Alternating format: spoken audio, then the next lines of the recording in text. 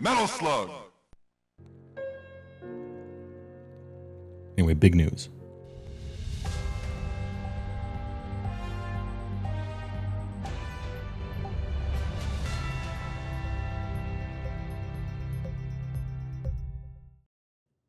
Anyway, here's the tier list for the GHB 2 pages rules spoils, right? I got all the armies down here, nicely labeled with a little picture, a little picture of some stuff. And I have organized these thusly. S tier is fan fiction except real, okay? Like you look at the rules that they're giving you in the GHB for your army, and they look like something Bobo would have written for his own army, right? Like, you're happy about it, but you're also like, it's like a free samples plate that says take as many as you want. You're not sure if this is okay, but it's welcome, you know. And then there's fun allowed, which is A tier. It doesn't mean that everything in there is great or anything, but the stuff that you're allowed to do is, it could have not been fun and they decided to make it fun instead. Multiple things, multiple choices, perhaps a new build of your army has been unlocked and is playable instead of not playable. The rules are actually fun, you know, things like that. Fun allowed. It's as good as we can expect. Even though probably only one of your artifact choices is good, that one is fun and good, so no big deal, right? That's fun allowed tier. Yeah, so good you think you're doing something wrong, a little bit like that. And then there's upgrade complete. Upgrade complete is they targeted the correct thing and they made it better. You're not hitting home runs. Only one of the 2 War Scrolls was anything anyone will ever play, but you got one of the War Scrolls, and that's big, you know. Maybe upgrade complete is like you're going to use the sub-faction and you're going to use 1 War Scroll. Everything else, kind of no, but the things that are there are meaningful, and you will use that, like, I don't think Fire Slayers is this one, but if I was arguing that Fire Slayers with this one, I would be like, Magmadroth spam isn't very good. You shouldn't play it. And then the GHB thing comes out, and then I'm like, Magmadroth spam, I don't know how good it is exactly, but it seems functional and fun. It got lifted up out of the tar pits. Upgrade complete, you know. And then there's just a bit outside. Just a bit outside is, it might not create anything new, but you did get at least something. It's not just one thing, but it's maybe close to just one thing. Just a bit outside would be,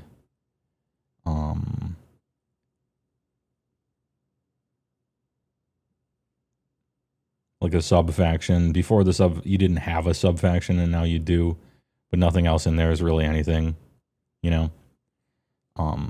Is it about my cube? This is a Simpsons reference. You get one thing. This one's very simple to define. This is the easiest definition. This thing came out. You didn't have monster traits before, and you have monster traits now. Everything else is crap. Or you got one artifact that's a little bit of an upgrade from what you got before, but you're not getting anything else out of it. You got one thing. Here you go. You used to have a car. It got towed, and then it got crushed into a cube, but they give you your cube. At least. And then trash needs no introduction. Almost no redeeming qualities. Not only is everything kind of bad, but they targeted the wrong things in the wrong way even. Like, they're just totally off base. I don't know how many trash there will be. But Demonique, Twitch.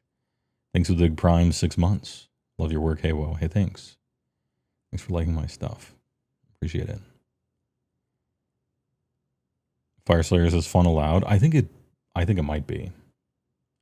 Note that the scope and the scale is not being graded here because these are all very small in scope. Typically, they're targeting one sub way to play. There's only 2 pages. There's only 2 war scrolls. Sometimes there's only 1 war scroll. And so if we're grading it on scope, all of them would get like nothing. But that's not what this thing was supposed to be for. So I feel it's unfair to grade them on it,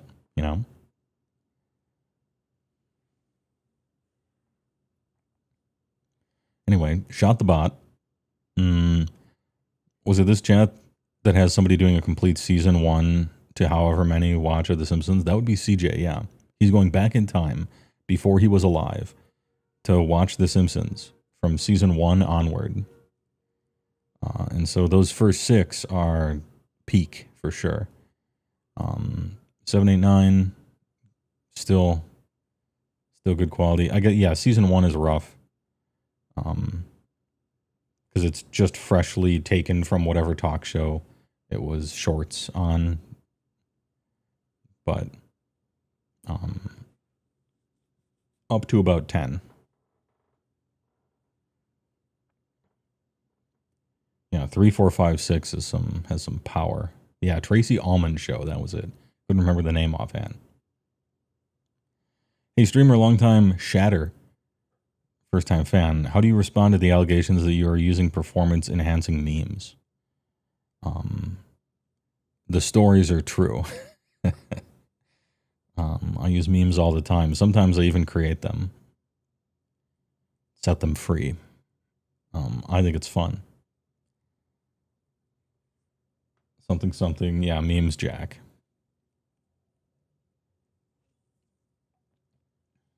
Ahem. And now, as always, we have to define our terms. Set the stage. How big it is? Oh, okay. Oh, okay. Hey, Ortiz, thanks for the 203 bits. Appreciate it. The DNA of the soul. We got to define our terms. Does anyone have an idea for fan fiction except real or trash? I like to come up with an example of the best and the worst, and then we can start filling them in, and maybe redefining a little way through. Oh, this shouldn't be here. This shouldn't be there. Is there anything that jumps out at you guys that is the best one or the worst one? Just so we can put brackets on this whole thing to start. Femonk 100 thanks to the tier 1. 49. Might be a bit late. Yo. And rip Jonathan Jaws. Yeah, it's true. It was very sad. A tragic event. I don't want to go over it because it'd be like that Simpsons episode. Never mind. Where he's doing stand-up comedy. And Smithers is like, before the comedy stylings of Homer Simpson, I'd just like to tell the crowd that a dog was ran over in the parking lot. Anyway, are you ready to laugh? Just kind of a downer to start with, right? But Skaven came out of the gate strong, you think? To get our medium level, Stormcast is completely just a bit outside. Yeah, in my head, I was thinking Sylvaneth meeps. In the fan fiction except real. Like perhaps even too good. Mayhap. Yeah, Nurgle was fun. Fire Slayers was fun. I'm sure there's others that are going to come to mind over time. I think... Remember KO was cool. Yeah, Nurgle was cool too. Let's start with Sylvaneth and let's see. And we'll put it there. It might stay there. It might not, right? But Sylv and Eth. Enhance. What did this have again? Bring people back to life, but that's not the one you care about. Duskwalk. Yeah, unlimited hero teleport works. Every single hero can walk the hidden paths between your nodes, even if the ability has already been used. Every single hero phase. Yeah, okay. Absolutely blistering. Acorn of the Ages combo. A little nod back to the olden days where you could automatically produce a wildwood and put it wherever you wanted almost. Super powerful. And then Ranu's Lamentiri is both a Timmy choice and maybe a spiky choice. Well, and Acorn is spiky choice. Spiky Johnny choice. And then this thing is once per turn army, so you're going to be able to try to use it just over and over and over. 30-inch range, and you have a random chance of just blasting foot wizards. It's a bit of a silver bullet, sure, but it's funny. And then we have War Scrolls, Dericha, who does not have bees or dogs with bees in their mouths that shoot bees when they bark. But what she does have is ward rolls cannot be made for damage points inflicted by her melee attacks. Okay. Twisted Spirit Song, which adds 1 to wound rolls for companion attacks, including those made with companion weapons. And if it targets non-Kurnoth, you get +1 attacks characteristics to the weapons. Crazy. You could even use this with Kurnoth, and it would still be good. You're supposed to use it on these people over here, right? But you can choose a lot of stuff with it. Good buff spell. Ward rolls can't be taken for the damage. 12, 10-inch 3. There's ways of getting wards in this army. Wizard 1.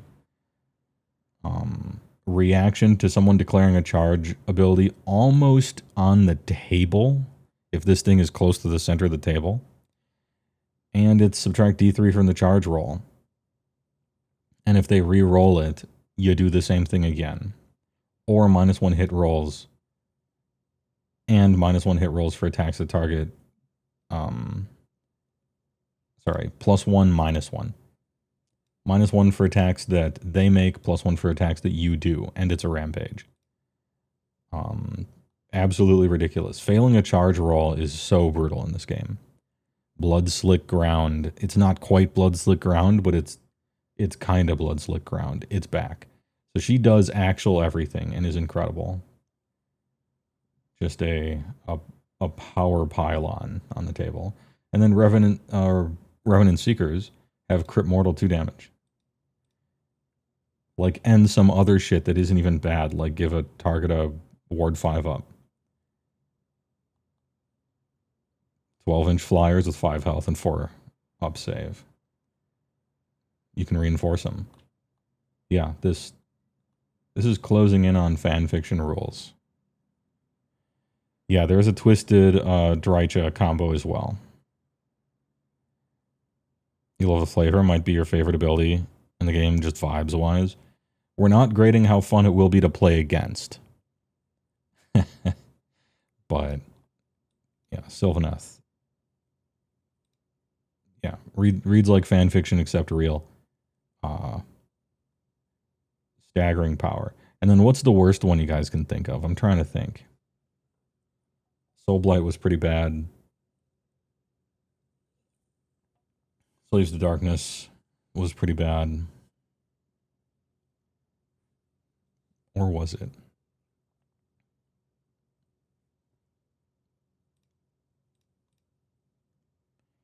Let me scroll through here. I knit Deepkin. Slanesh for not reworking Temptation, even though I wish they would have.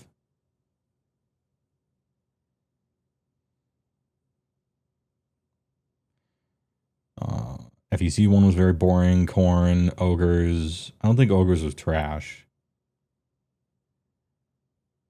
Some of these I can't remember. Let's take a look at Deepkin.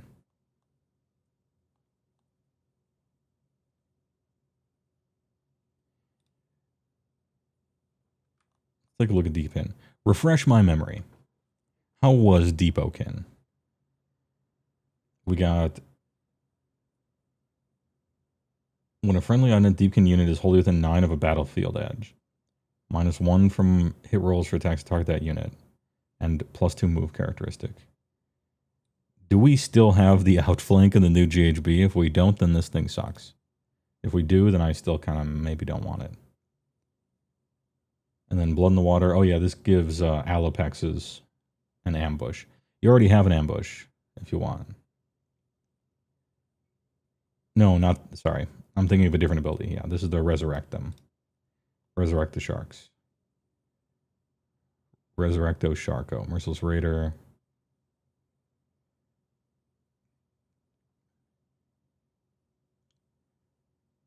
Add 1 to power level. Add 2 to the next casting roll or banishment. Once per battle. And in combat, you can move 6. But you have to stay in combat.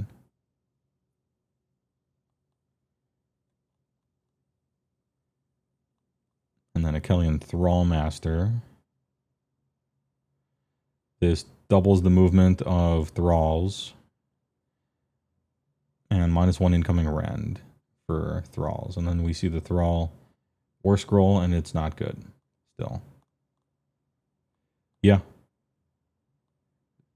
What's here that's good? If you were trying to make Thralls good, they're not.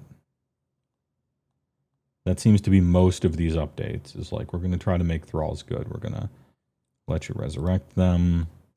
We're going to have them be able to... Maybe Sharks come back to life. Make them a little faster. Make your wizards cast more spells on them. Thrall Master to buff them. New War Scroll for them. Yeah, -1 incoming rend for a 5-up save is not particularly impressive. And them still being damage 1 means the Namarti Thralls both die to everything and don't do any damage. Which is fine if they're supposed to be chaff. But they don't have chaff abilities. And in this edition, right now, chaff is not a tempting prospect for almost anyone except for maybe Soulblight. Gietz, kinda.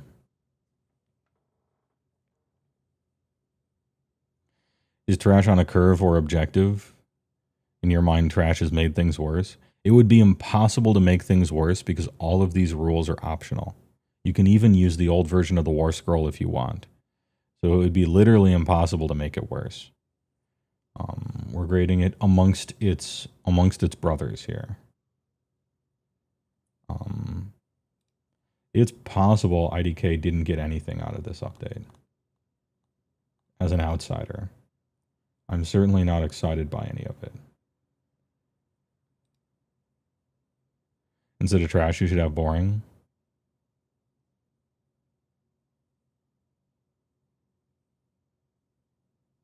I don't think I'm bored by it.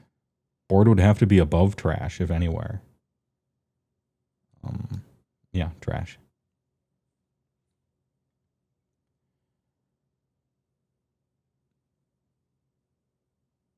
This one is not only mediocre, but also boring. It's a bad unit and a foot hero who buffs the bad unit, yes. In a way that doesn't really necessarily help the bad unit. So, not even about the cube. Well, now, okay, now that we got the tops and the bottoms, we have something to compare and contrast to after this. In AOS, boring is trash. Well, yeah.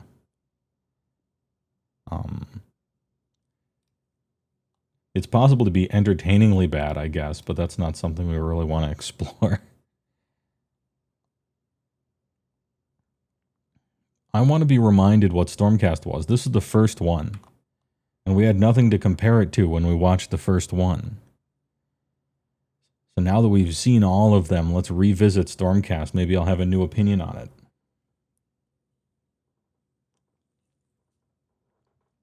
Ahem. Stormforged qualities, hero only. Heroic trait. Legendary Tenma Acity. First time this unit would be destroyed before removing it, roll die in a 3-up. I hate these rolls. I hate this 3-up don't die mechanic for a variety of reasons. This unit can be picked to use their finest hour even if it has already been used this battle. In addition, when this unit is picked to use their finest hour, add 5 to its control score for the rest of the turn. Okay.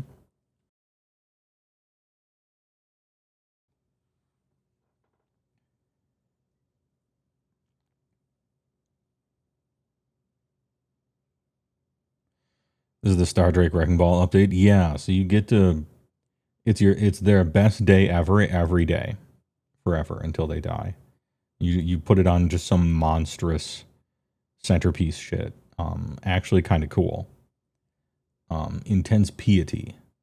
Pick a visible enemy priest or wizard within 18 of this unit to be the target. Roll die 3, subtract 1 from casting rolls. Trash. Okay, so legendary tenacity, a type of rule I don't like and I think is bad for the game. Intense piety, trash. Hour of glory, fun and cool. And it gives your non-unique centerpiece thing that you're playing several days in a row of best day ever, which is kind of neat. Relics of Sigmaron. Once per battle, your hero phase, pick an objective within 18. Until starting next turn, your opponent cannot control the target objective while they have no units contesting it.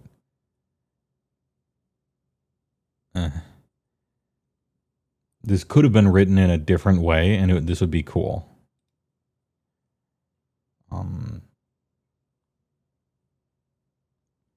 Anyway, once per turn reaction, opponent declared a command or a rampage. Roll die 3 up, command or rampage has no effect, and still okay, good power. So once per turn reaction, command ability or rampage 3 up, it just doesn't work. Quite strong. However, it is a unit in combat with this unit. So within 3 inches. That is the kicker on this one. Now that's when it is going to really matter. But it means it says it's once per turn, but probably it's once per game on account of that. Beacon of Vizier, visible friendly Stormcast Eternals Wizard Priest within 12. Next time this turn that the target uses a prayer or spell instead of making the casting roll, you just get 7. And then you lose all your ritual points. Okay. Once per, yeah, I don't like it. Yeah, the banner is like something your opponent has to play around. He has to keep a guy on an objective instead of run away from it. Which causes him to play differently around you. It is an objective within 18 of that particular hero with that particular thing. So you do have to keep that in mind. I kind of don't like any of these. Maybe this one for a combat monster. And then a new Illidan the Witness. Whomst. Was this shit good? Let's see. Axe of the Final Threshold, kind of a slapper. 4 attacks, 3/3/2/3 crit mortal.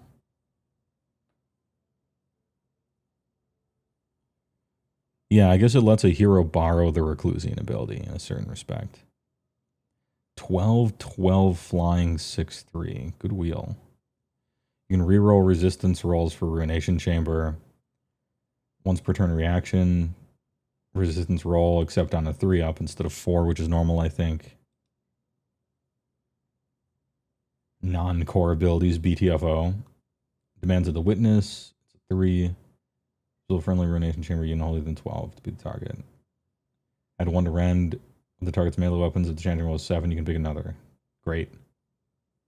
It has to be a Ruination Chamber specifically, which targets itself if you want.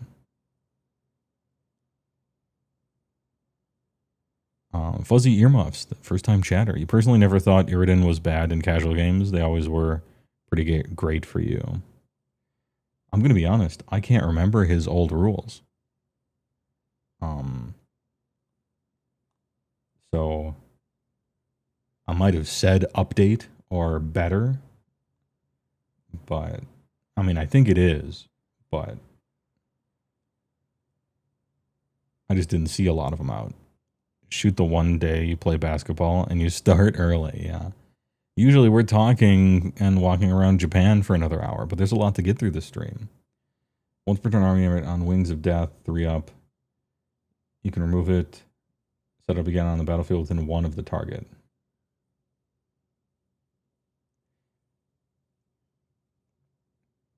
If the target charges, subtract 1 from hit rolls for the target's attacks. Oh, good, okay. This is a funny thing, like if a giant suplexes you, you can just teleport back onto the objective, but still in combat. Giving him -1 hit rolls is decent.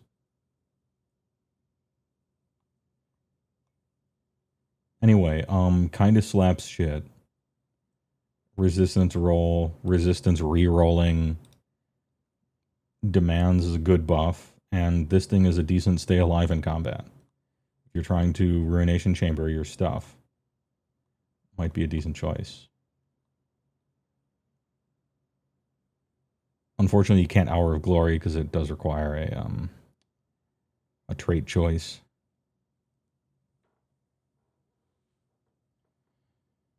Originally didn't have any ward, which is rather limiting if you tied it to Praetors for the 5-up. I see. I see. I don't know. I think it's cool now. Possibly before. I'm not exactly like... I'm not exactly blown away by the Stormcast update. Hour of Glory is fun for a particular build. This other stuff seems bad. This thing might work.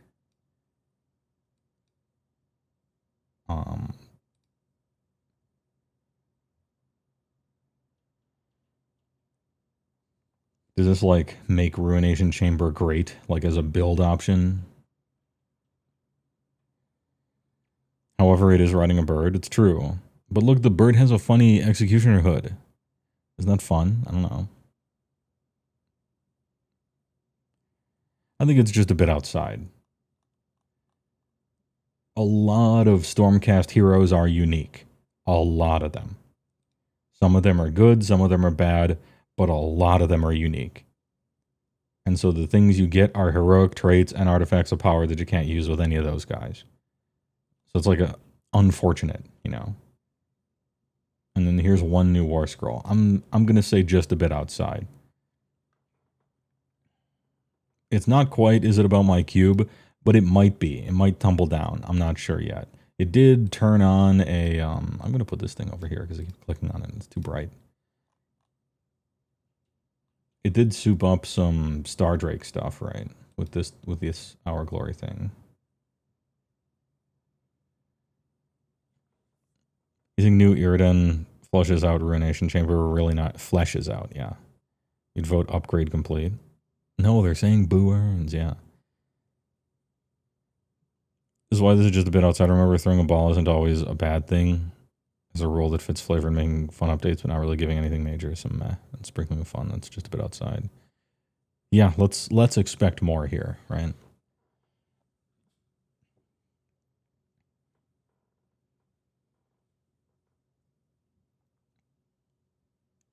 As we do more of these, Stormcast might get pulled into the cube, or it might get pulled in the upgrade complete as we look at more and compare and contrast.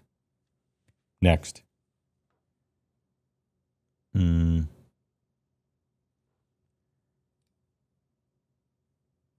remember Skaven being pretty good. Skaven was the actual first one. It wasn't Stormcast. So let's relook at Skaven after seeing all of them. Is this about my Haradra cube? Yeah. Battle formations, Envoys of the Deep and Gana. Friendly Skaven Demon is within the combat range of friendly non-hero Skaven Infantry. The Demon has a 4-up ward. And it's a bodyguard. Cool. Put your clan rats in front of the Demon. Once per turn army reaction, you declared the redeploy command. Pick up to 2 other friendly Skaven units that are not in combat, wholly within 13 of the unit using redeploy. Each target must have at least one of the following keywords. Just not Master Clan. After that redeploy has been resolved, each of the targets, so multi-ball redeploy action for free. 1 command point turns into 3 command points, as long as you're not Master Clan. Actually quite good.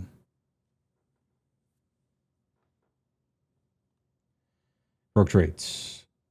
Devious.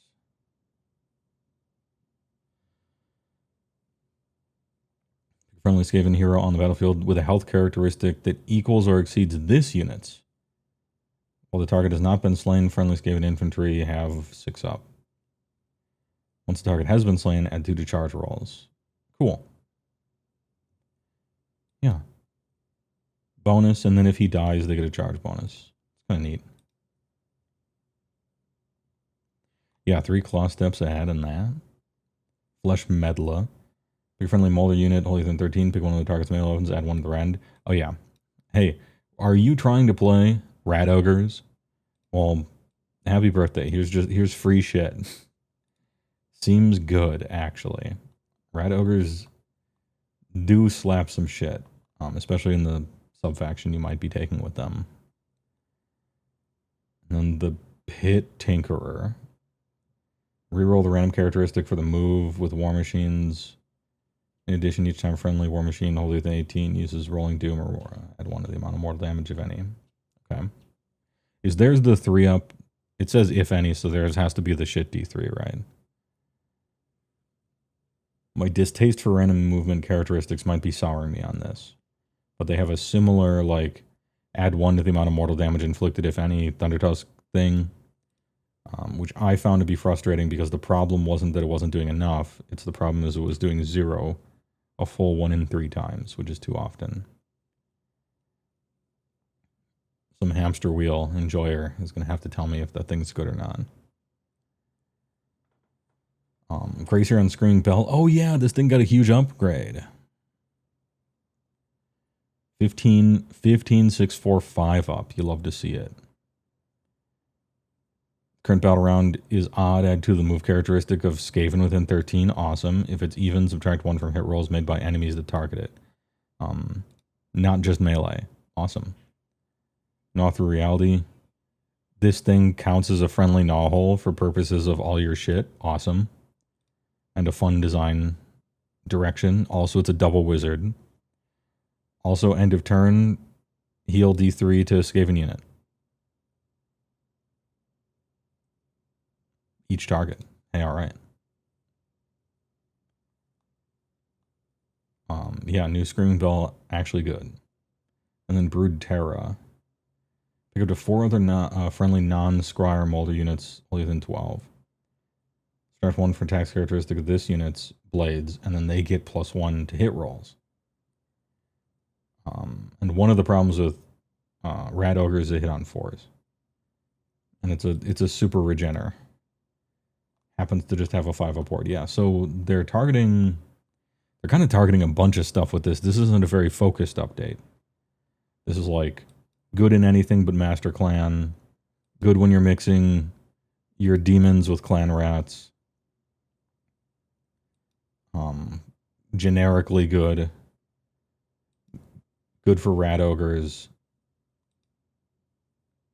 I actually don't think this is that great. But maybe the little Doom wheels are good anyway. Gracier on Screaming Bell, huge upgrade. And then another Rat Ogre thing. Like, Rat Ogres might be real after this.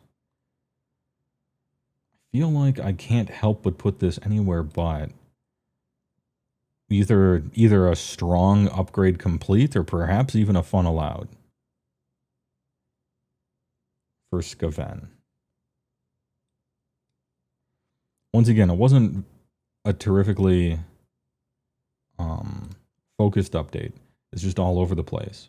But that's because there's so many things you can do in Skaven that they wanted to try to hit everybody. Yeah, Rat Ogre Pog, Gracier, big update, generically good big update. Yeah. I think fun allowed. Almost nothing is a pure miss here. I think we have allowed fun in Skaven. Good work.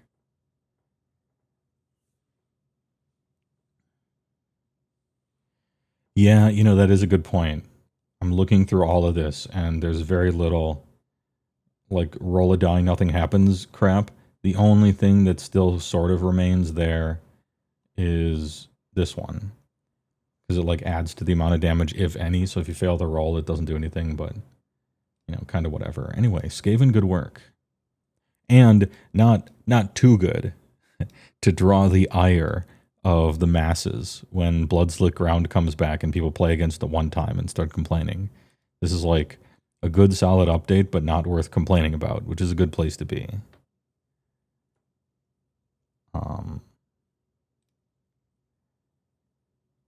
Who's next?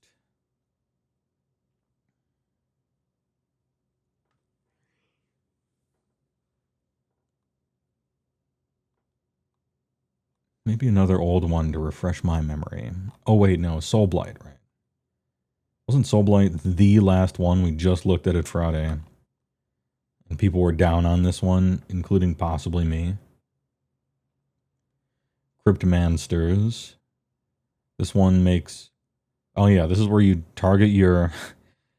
a subfaction where you target your train to give it an impressive looking ward, but it still dies to anything.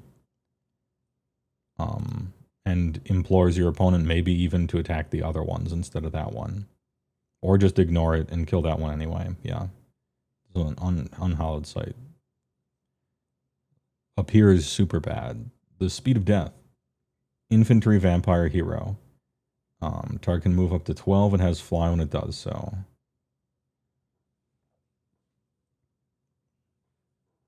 Can't on the move in combat.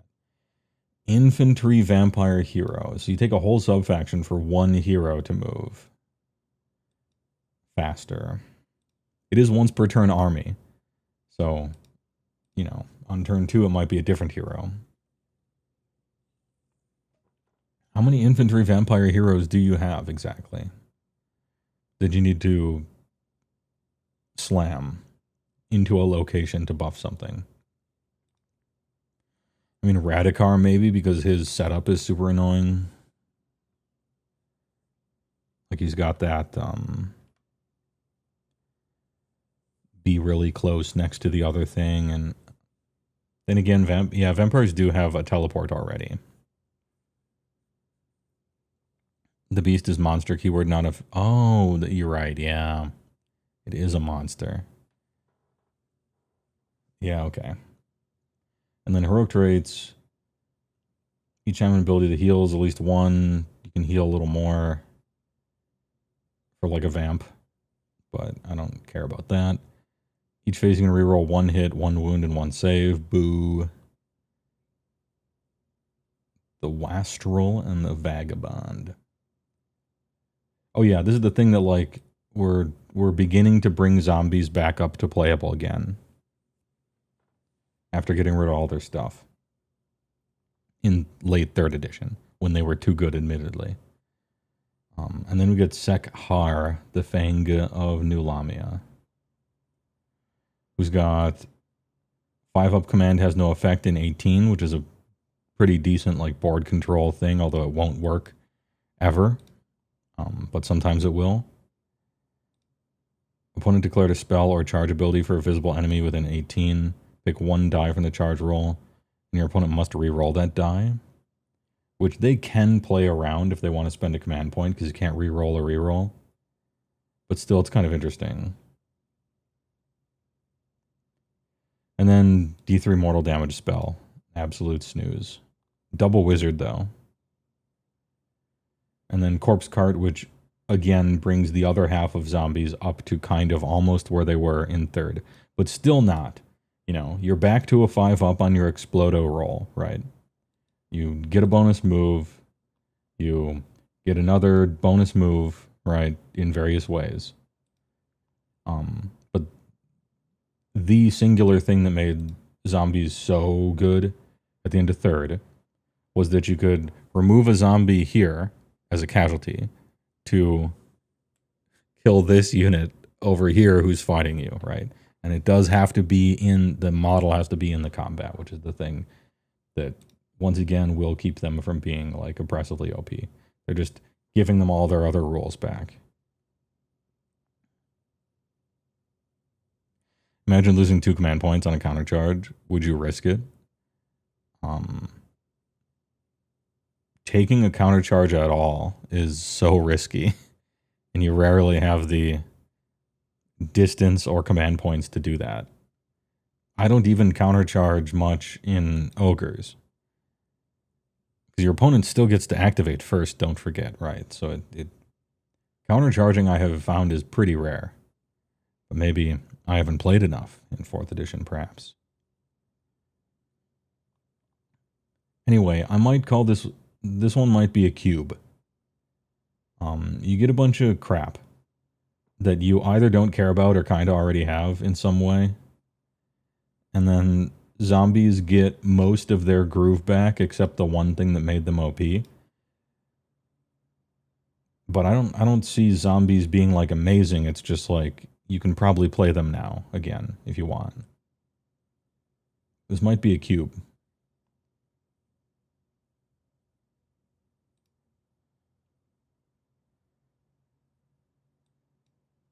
It's about my cube. Like comparing zombies in this thing to thralls in the other thing. I think you might put zombies on the table, but you still won't put thralls on the table. And yeah, everything else is pretty uninspired here. So, yeah. What about my cube? Who could be an upgrade complete? I actually don't think it's Fire Slayers. I think Fire Slayers is better than upgrade complete, potentially. Same with Nurg. You can just start picking out of a hat.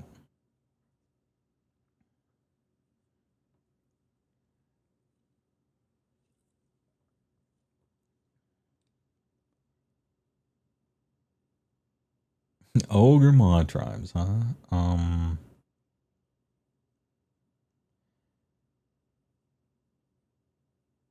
Maybe Oomst, who gets it? Maybe Cities of Sigmar. Any Cities of Sigmar players in the chat? We got Veteran Cannoneers, Triple Great Cannon. Each time you use a shoot, you can reroll 1 hit, 1 wound, or 1 random characteristic for the damage character. So remember how I always say I don't like this kind of ability? In this one situation, it might not be that bad. Because all 3 of them get to do it, and cannons have such a low number of attacks that matter so much if they hit or not. And that you can potentially even fix the stupid random damage characteristic on if you want. That this one might actually be one of those reroll 1 hit, wound, or random characteristic thing. That might end up being okay. I don't know how bad Ironweld Great Cannons are, though.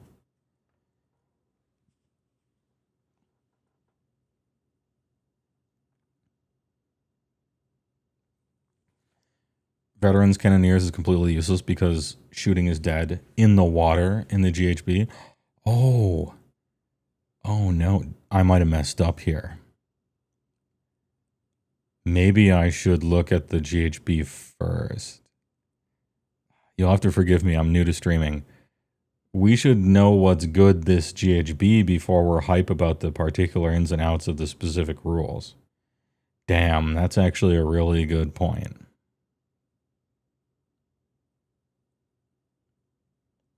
Yeah, that is actually a good point. New streamer, understandable, sorry. Look forward to the next week. I'll dual stream on Kick. All right. Hey, SJ, you're going to have to re-edit this, or maybe I will tomorrow. But yeah, we're interrupting this special announcement with another special announcement.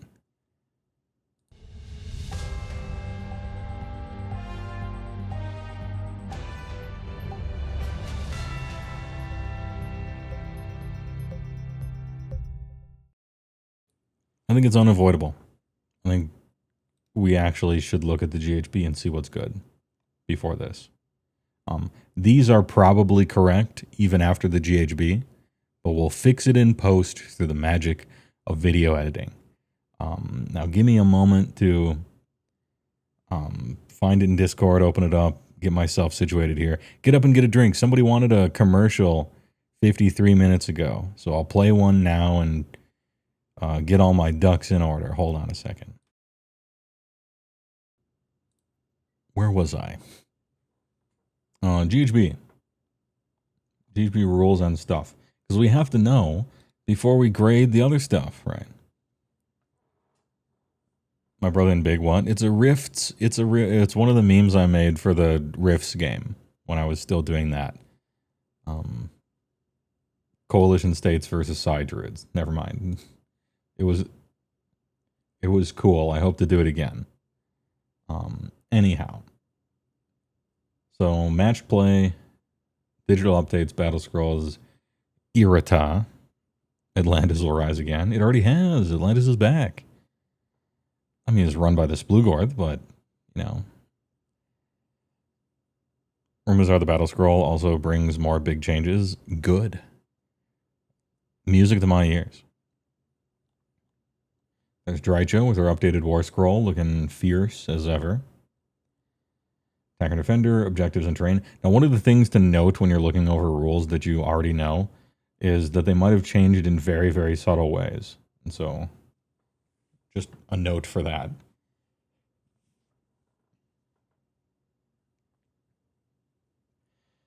End of the battle, if one player has at least 5 victory points more than their opponent's a major. If it's fewer than 5, it's a minor. If you're tied, it goes to battle tactics. If they're tied again, it's a tie.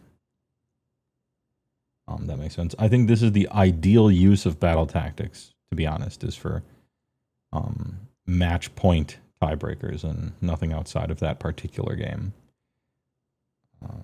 So if it's 21-18, that is a minor victory. Got it. Battle tactics. We got cards. Each battle tactic card has 3 battle tactics. 1 affray, 1 strike, and 1 domination tricks. You must complete the affray before you can complete the strike. Similarly, you must complete the strike before you can be dominated. You can complete 1 battle tactic on each of your turns. 1 battle tactic on each of your battle tactic cards at the end of each of your turns, unless specified otherwise. Okay. Seize the initiative. Player who went second wins the priority roll. They get to seize the initiative. Unless their opponent is leading by 11 or more points.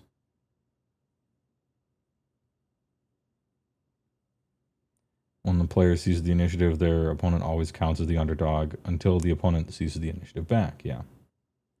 Cannot complete any battle tactics in that turn, but you can in the future. 11 points is a big swing, so that's interesting to see. You have to be losing by a hell of a lot. Competing battle tactics.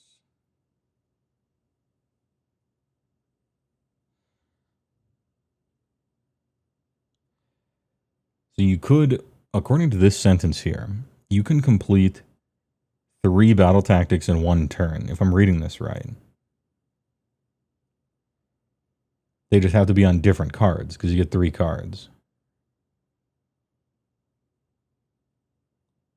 Cool. I think that's cool. See the rules. Just 2. Oh, you only get 2 cards. Okay. So you can complete 2 battle tactics technically per turn if you somehow if you do that. Neat. Gyronite objectives. Oakenbro, Nauru, Winterleaf, Heartwood. Yeah, the old Sylvaneth sub-factions. Each Gyronite objective marker is a 40 mil round, wholly within, surrounded by a control zone. While Gyronite objective is within a model's combat range, that model is contesting the objective. While any models in a unit are contesting objective, the unit is contesting that objective. Yeah, okay, makes sense. So that means you have to be in the combat range of the tiny one. If you're like right here with 1 guy, doesn't count. Although I imagine with their graphic, the control zone, this is probably 3 inches. I would guess.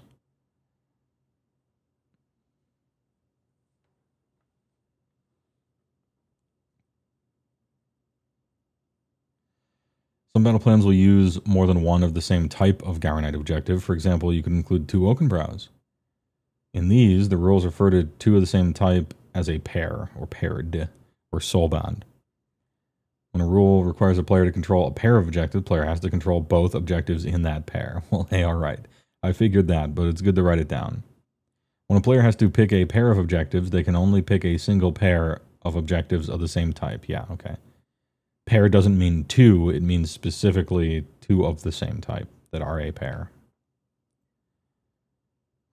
Obscured. Oh, Claire Obscure, 33 Gyronite objectives. Some abilities can confer the obscuring terrain ability on a Gyronite objective, even though it is not a terrain feature. In these cases, replace the words within 1 inch of this terrain feature in the ability with wholly within this Gyronite objective's control zone. Okay. So if you give an objective obscuring, you have to be in the zone, the 3 inches around it, instead of the 1. I'm learning. We're learning together. Player territories, objective locations. Each icon represents a Gyronite objective. 1, 2, 3, 4, 5. Okay. Terrain locations, area, terrain, or obstacle. Medium, small, medium, small, medium, small. So area, terrain, or obstacle. Obscuring, and place of power. What do those do? Is it going to explain that here? Where we're learning about it? No. Was it a sidebar? It was not. Okay, we'll get to that later, I guess. Scoring sheet. ASDF.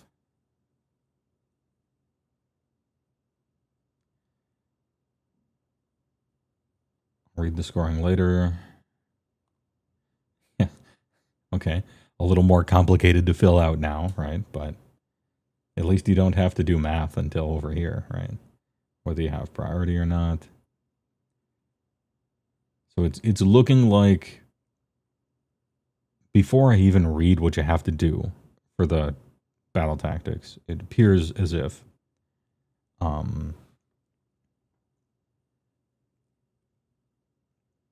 the perfect battle like the doing all of them every single round of the tournament, like 100% completion, there's going to be 2 people in the entire room that have done that at the average 200 person tournament. And so tiebreakers won't be particularly difficult. And submarining or playing somebody bad can give you a free one round, you know, but eventually you're going to be on 4 wins and playing against really good players. And so it's going to be like almost impossible. Unless these are all easy, but I imagine they're not.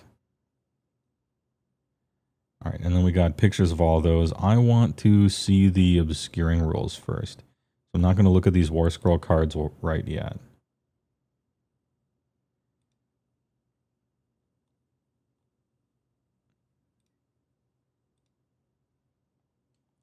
Jumping down, piling in. Some of these core rules might be different. I'm not sure. I'll look at it later. I'm looking for the terrain stuff real quick. RQ. Set, multiply, divide, and then add. Okay. Advanced ability rules, persistent effects, end of turn.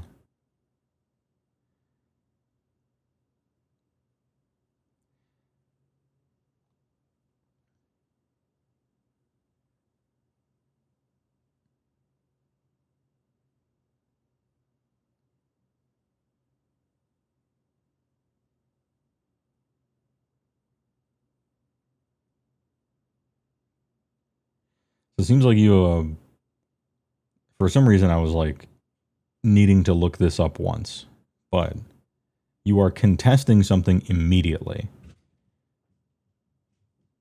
But control is end of turn. So contesting is just being within the model's combat range. And for some ability somewhere that mattered, right? So you're contesting instantly, but then you have to wait till the end of turn to determine control for the order of operations on that one.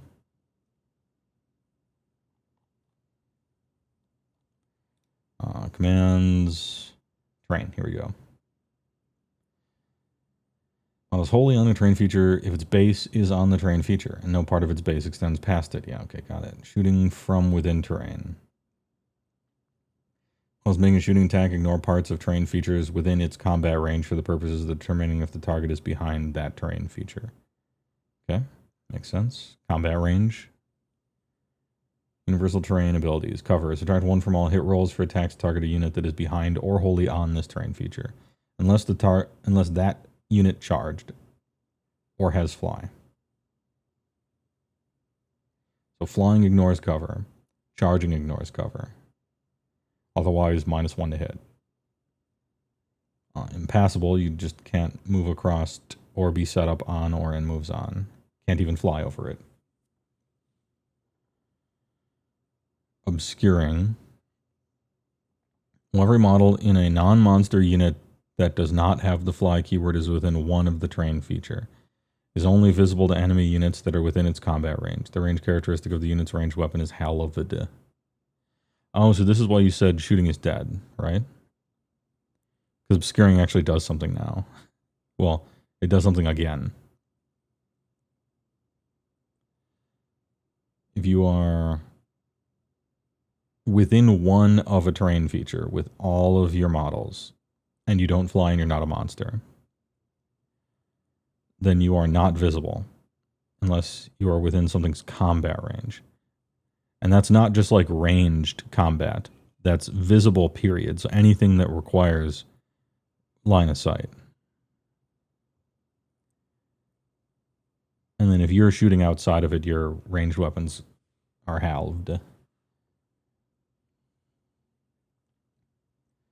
Monsters, fair game.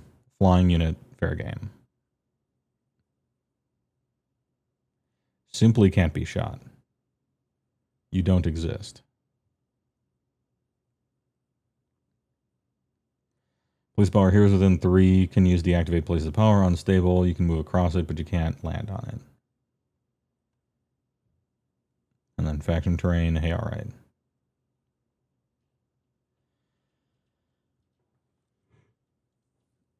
Once return army started the turn, activate place of power. Be friendly here within 3 of it. Start of a turn, not even hero phase. Start of any turn. So before hero phase, perhaps. You either roll a die on a 1, inflict a mortal within 6.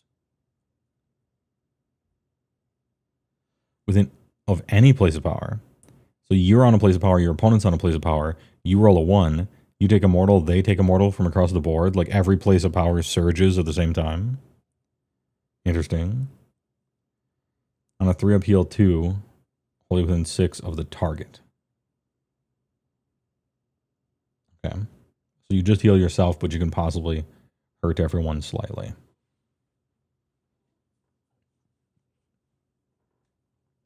Rapid sprouting.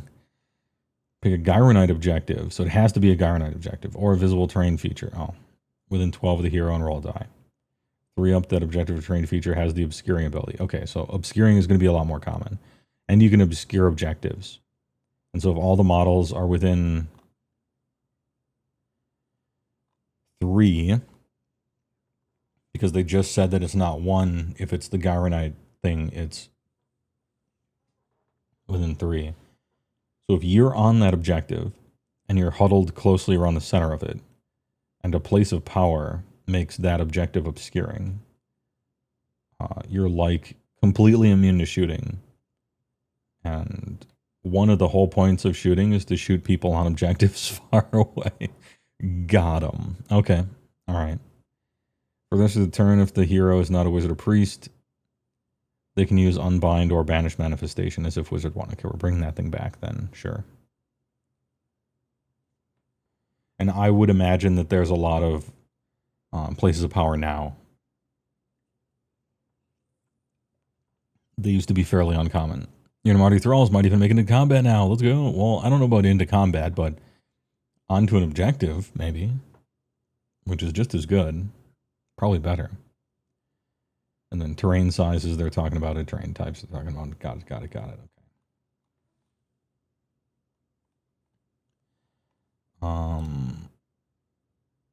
Start of turn abilities, blah, blah, blah. and then all of those things. So now we go back. Now that I've set the stage, I know what terrain does, and it does something as opposed to largely nothing, which is what it was before.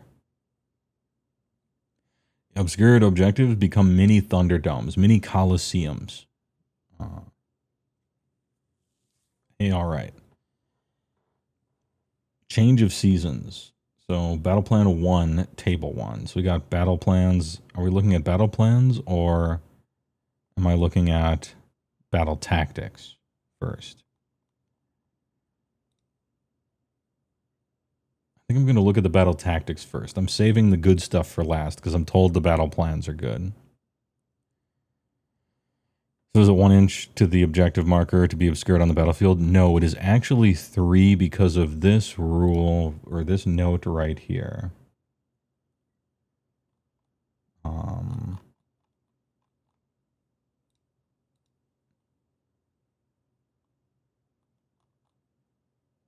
Obscured Gyronite objective. Some abilities can confer obscuring to a Gyronite objective, even though it's not terrain. In these cases, replace the words within 1 inch to wholly within the control zone, and the control zone is within 3. So for Gyronite objectives that gain obscuring, it's not within 1 like it is for terrain, it is within 3. Within 1 of just the tiny little 40 mil thing would be too restrictive anyway, so that makes sense that they did it that way. Anyway, good question. It got me to go over that thing again. And your name is Obscurminator? Good meme, actually. Good meme. I have a question about obscuring. What's the name? Some orange name named Obscurminator? All right, good work. You must be wholly within the Thunderdome. Anyway, so we got battle tactics cards now. So this is scouting force. Focused tactics and small formations are key to triumph over the dense canopies of Neo. Multiple Neos. And then wrathful cycles, and then restless energy. So am I to presume that each of these battle tactics cards, of which I think somebody said you choose 2, and there are apparently many. I'm seeing there's many. Okay.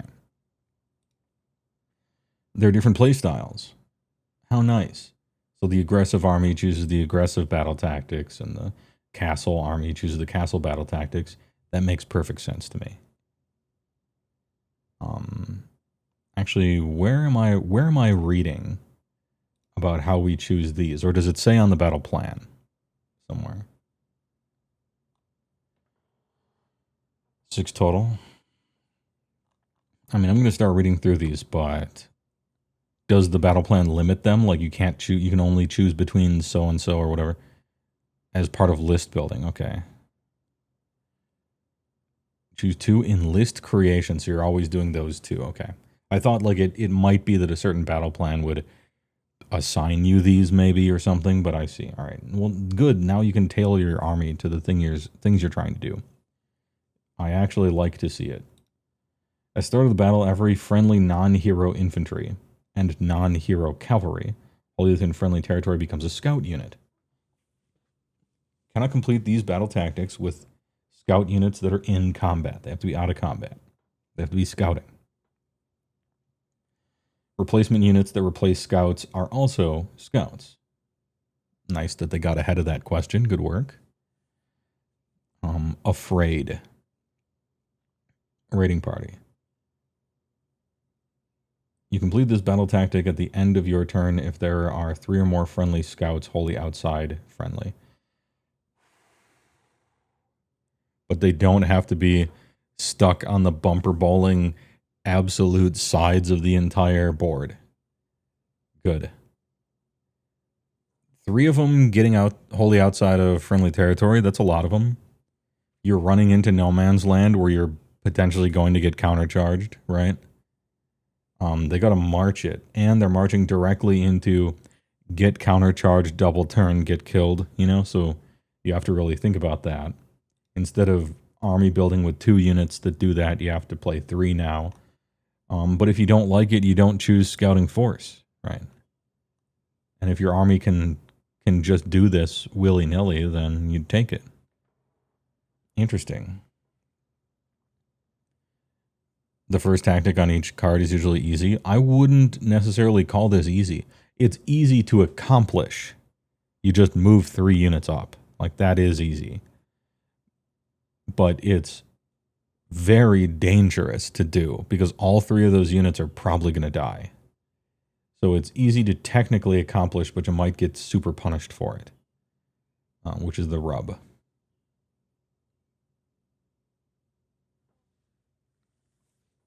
Bold Explorers. You complete this battle tactic at the end of your turn if 3 or more objectives or terrain features that you control in any combination are being contested by any friendly scout units. Those objectives and terrain features must be within enemy territory. So the three dudes that run up the battlefield have to still be alive, and you're controlling 3 new objectives that are all within enemy territory. And it has to be all scouts, but that's a list building thing.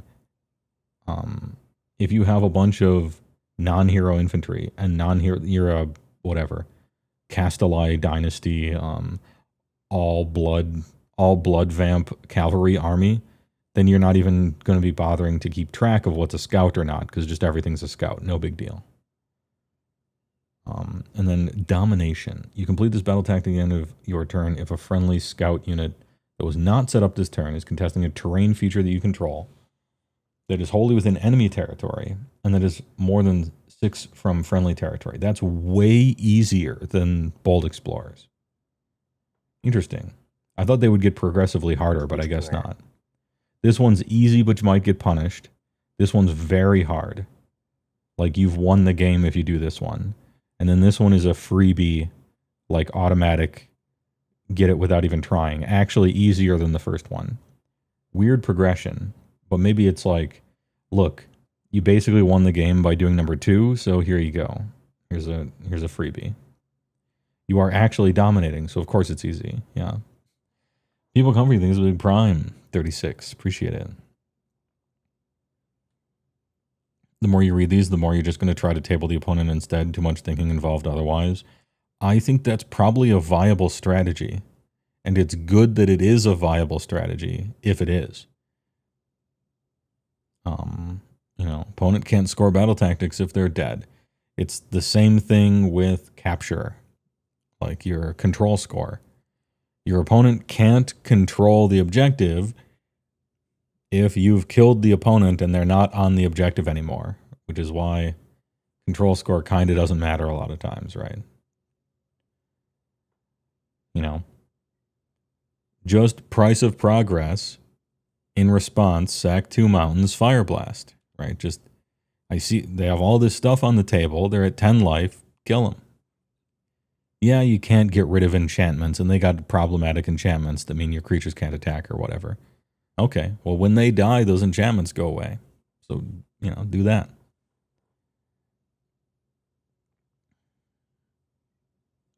Anyway, interesting. I will not be choosing this one, that's for sure. I get the impression that they think maybe Ogres is the army that wants to take this one, but I certainly don't. Next. Wrathful Cycles. Defiant Surge. Is this like Surge soda? They double the sugar in it. Defiant for the FDA. You complete this battle tactic at the end of your turn if you control more objectives than your opponent. Yeah, easy. Easy. You only need to, this one, push half of your army into enemy territory, getting ready to get countercharged immediately and die. This one 1 of Thundertusk killing bats just lands on an objective somewhere and controls it for that turn. Hey, all right. I like it. I like it already. Daring Resurgence. You complete this battle tactic at the end of your turn if you are the underdog this battle round. Oh. Ooh, oh. You have to become the underdog. Interesting. And there's at least one friendly unit on the battlefield, and at least half of the friendly units on the battlefield used a fight ability this turn. We're heating up. We're getting harder. We're getting more difficult. So if you're just winning, if you're simply winning the whole game, you get a fray on Wrathful and then nothing else. Wrathful, you have to have a roller coaster of emotions. A summer blockbuster where I laughed, I cried, I had every emotion, ups and downs. You're winning, you're losing, everybody's fighting who's not dead, and then finally you're back into it. Sandbaggers eating good. You complete this battle tactic at the end of your turn if there is a different friendly unit wholly within each large quadrant of the battlefield. You control more objectives than your opponent, and there are no enemy units contesting any. Absolute domination.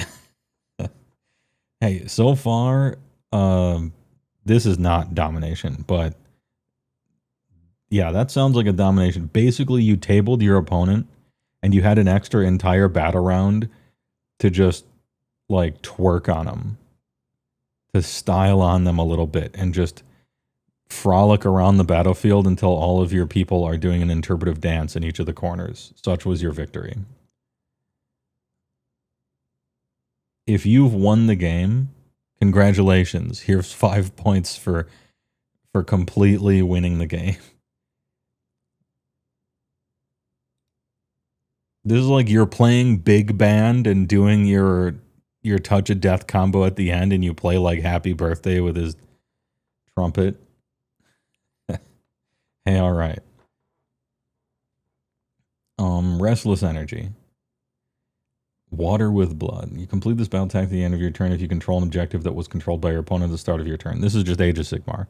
If you're playing Age of Sigmar and you're passing some objectives back and forth every other turn, you get this one. Invasive Species. You complete this battle tactic at the end of your turn if you control every objective within enemy territory. If there are no objectives within enemy territory, you complete this battle tactic at the end of your turn if you control every objective that was controlled by your opponent at the start of your turn. So you're trading places, which you could just decide to do. And then all routes entwined, you complete this battle tactic if you control every objective on the battlefield. Yeah, I kind of, okay, this one, Restless Energy. This battle tactic card is, I'm catching a whiff of Ogre Maw Tribes on this one. Like you maybe thought it was this one, but I think it's very not that one. I'm liking this one. You know, you give them the old George washing machine push up on the side, take one of them. Now you technically have more, get that. White blood cell into their entire half of the battlefield, and then they have come to your entire half. You kind of just swapped places. And then you sweep on down, completing the spin cycle, and conceivably, if everything goes right, you table them, and you control everything just as you drew it up with, Big George Washington or whatever, whoever's running the ogre thing. This one feels a little ogre-y to me. Yeah, finally, a battle tactic for Mega Gargants. Gargants like this one? Maybe. It might be difficult to control all the objectives. If there's 6 of them, you probably only have 4 giants. So it might be tricky to truly control all the objectives. That's my only concern with Gargants.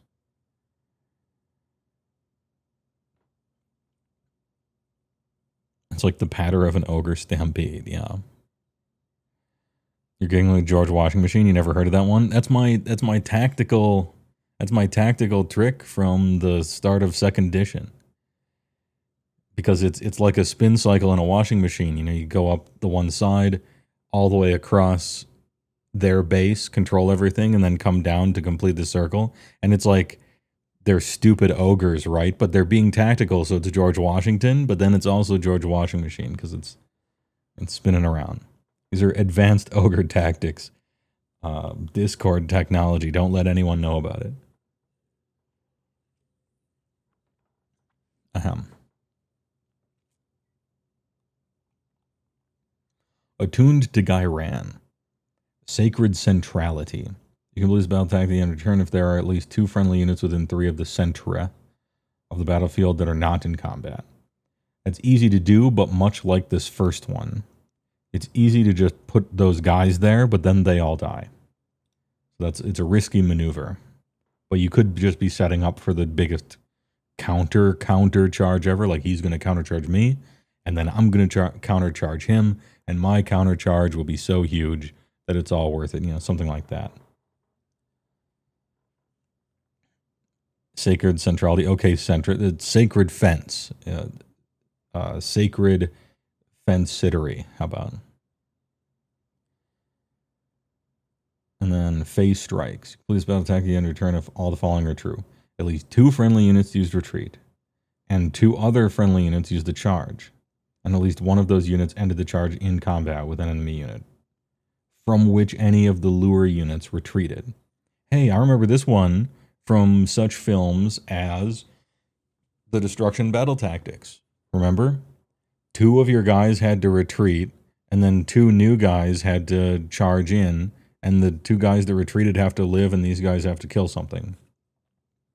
Actual walking into the factory and getting your punch card, and you replace the night crew. Tag team maneuver, exactly, yeah. Hey, we almost lost. I'm out of here. You guys can finish them off. I loosen the jar lid up for you, you know. So it's actually annoying, and a lot of times you don't have an opportunity to do it because your guys who are charged usually get killed outright, so you don't have a chance to retreat. But I'm used to trying to do this awful thing. So maybe it's possibly an option. Big ups for the more Beheg Knights. Yeah, a lot of the free retreaters, or I'm thinking of stuff like Skaven, where you have Skaven have several abilities where you can like scurry away during combat if you activate before something else. And it depends on if that counts as a retreat. I'd have to look at its keyword. But I know there's some abilities that might favorably interact with something like this, right? Things that can retreat without taking damage, things that can retreat in different phases than normal, stuff like that. And then Purification Rites. You complete this battle attack at the end of your turn. There are no enemy units within friendly territory and no enemy units within neutral territory. Okay, I thought they were gonna... I wanted this Dominion to read. You complete this battle tactic at the end of your turn if there are no enemy units within friendly territory and no enemy units within neutral territory, and finally, no enemy units within enemy territory. In other words, there are no enemy units. You win the game, you know. Yeah, table the opponent, in other words. Sure. This is a possible Ogre 1, but I don't think we have the durability to reliably not die when attacked for this middle one. Fire Slayers, maybe Nurgle, maybe Soulblight Clouds of Guys could pull this one off, or Skaven. Some army that can take a hit and possibly not completely die with 2 units, you know. Yeah, so first, yeah, that's the trick, Escapo. You kill half of the enemy units, and that's step 1. And step 2 is a bit of a left hook. You kill the other half of the enemy units. And brilliant. Reinforced Gluttons would be okay. That's a lot of meat. It's a lot of pure damage, but they're not... how do I put this? There's a difference between mitigation and health pool. And having good armor, having a 5-up ward, that's mitigation. That's durability. Gluttons just have health pool. So you only care about the pure number of the incoming damage. But it would require like an actual hammer to produce those numbers. Master of the Paths. Lose battle attack at the end of your turn if an enemy hero has been destroyed this battle.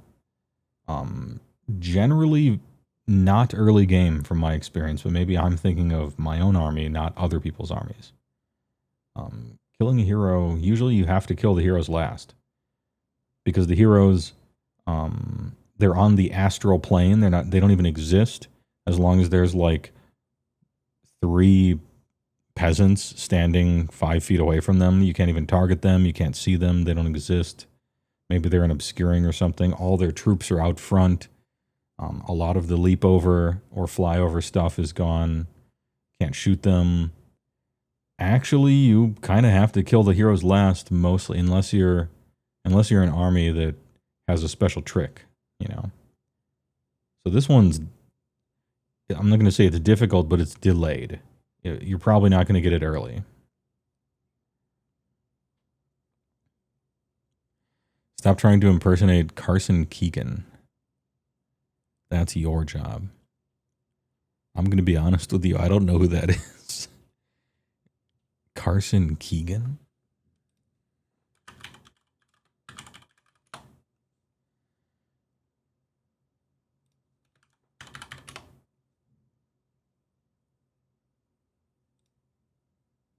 Raymond James Morgan Keeman was named after the third CEO. Okay. Head of fixed income, the first managing MBS desk, and became the head of Raymond James Morgan Keegan Investment Services. Something about 1970. Okay, I don't get the joke, but good meme. I don't know who that is. Seize the paths. You complete this battle attack at the end of your turn if there are more friendly units in neutral territory than enemy units. Okay. Seize the center, in other words.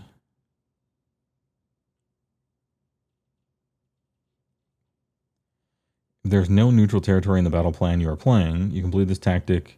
There are no enemy units in friendly territory. Oh, easier. Okay. Interesting. Your Joe comment made a HeyWoah tangent. I want to learn. I'm a learner. I don't know who that is. I want to see. Oh, you're talking to Mechrat. Carson Whitlock. Is that a type of gun from the 18s? I see. Yeah, totally get it. Doesn't get it at all, yeah. And then domination and envelope and struggle. Complete this battle attack at the end of your turn if at least 3 different friendly units, each wholly within 9, of a different corner of the battlefield, and only one of those corners is wholly within friendly. And more than one of those units can have set up this turn. So you do some synchronized swimming on some of these domination ones are like, hey, last turn you tabled the enemy. The game's over. Now you get a battle round where all your guys do some synchronized swimming and start positioning themselves like they're playing against the WoW boss for fun. I imagine most of these domination ones will just be talked out. You're like, do I have the movement to reach those areas next turn? Yeah, I do. Okay. You know, put the check mark down.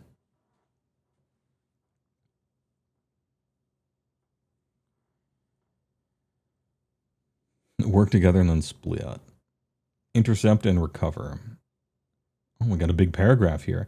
At the start of the battle, your opponent must pick 3 of their units on the battlefield to be carrying a Gyronite treasure. Oh. They cannot pick faction terrain features or manifestations. I would imagine not. A unit can only carry 1 Gyronite treasure. What if your opponent's whole army only has 2 units? I think that's impossible, but if your opponent has fewer than 3 units on the battlefield at the start of the battle, yeah. Because you can half army deep strike and maybe, whatever. You automatically complete a number of these battle tactics. Yo, they just say it. Good, yeah. Give me that autocomplete. Don't worry about it. It's fine.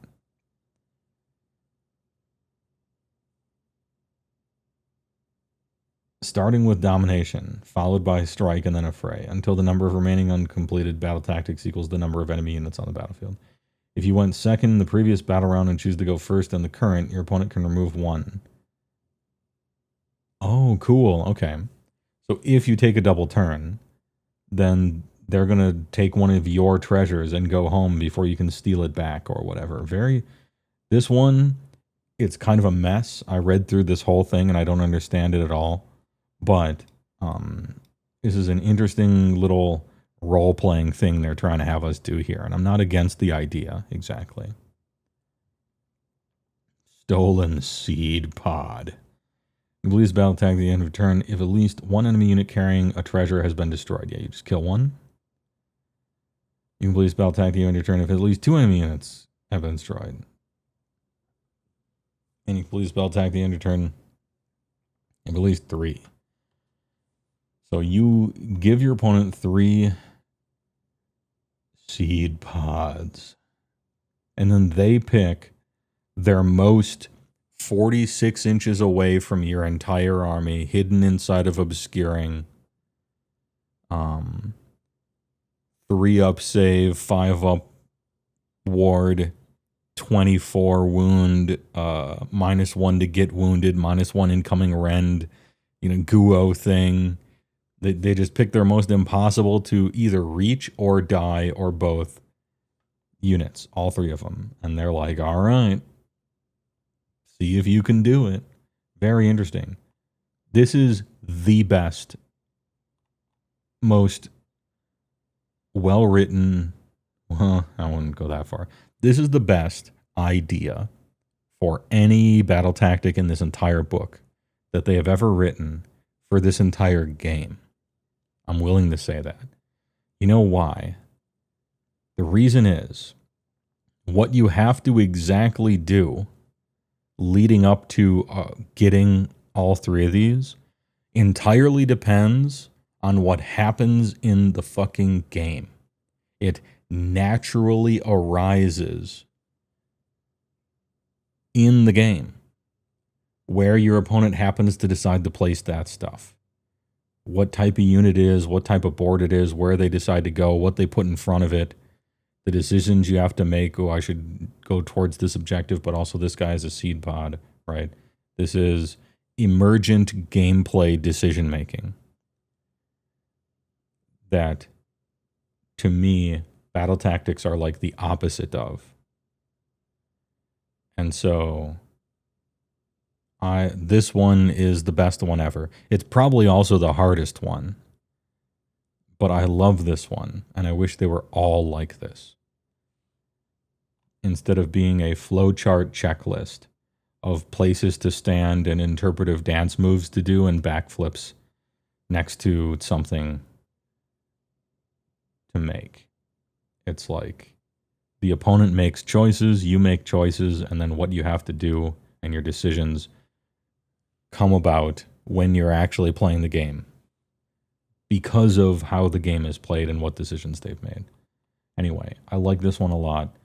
I don't think anyone's going to ever take it because it's hard, depending on who your opponent is. But great work.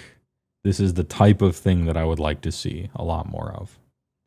And everyone would complain, including me, because that would be hard, and players just want it to be easy. Everyone is going to just pick the easiest ones that their army doesn't have to try very hard to do. Obviously, I'm going to do that too, but that's a player's job, is to choose the easiest path for them. And a designer's job is to make the player have to make interesting decisions sometimes. Kicking and screaming. Yeah, I intercept and recover gets an A+. Not even relatively. This isn't grading on a curve. Like, when I say, you remember when I was doing the GHB things and I'm like, I'm going to grade these amongst all games in human history. And then I gave everything an F. And then I'm like, now I'll grade it on a curve against stuff in Age of Sigmar. And then this gets a B and this gets a C. This thing right here is like possibly as high as like a B+. B+, A-. Amongst like not just against its contemporaries here or other battle plans. This is like a interesting and fascinating rule to have and thing you have to do. Yeah, and you're not punished for it if you kill 2 treasure holders in the same turn. But you are punished if you take a double turn. They take your ball and go home with it. No cheating. But if they're going to be a 3-unit army somehow and then half army deep strike or whatever, you just get one of these for free then. So if your opponent's cheating a little bit by the rules, then you get a freebie. And if you're cheating a little bit by the rules, your opponent gets a freebie. They thought of stuff like that. Anyway, very cool. I am probably going to choose this one, even though it's difficult. Especially for my army, maybe. But it sounds, to me, it sounds like so much fun. You walk up to the table and you're like, I'm taking intercept and recover.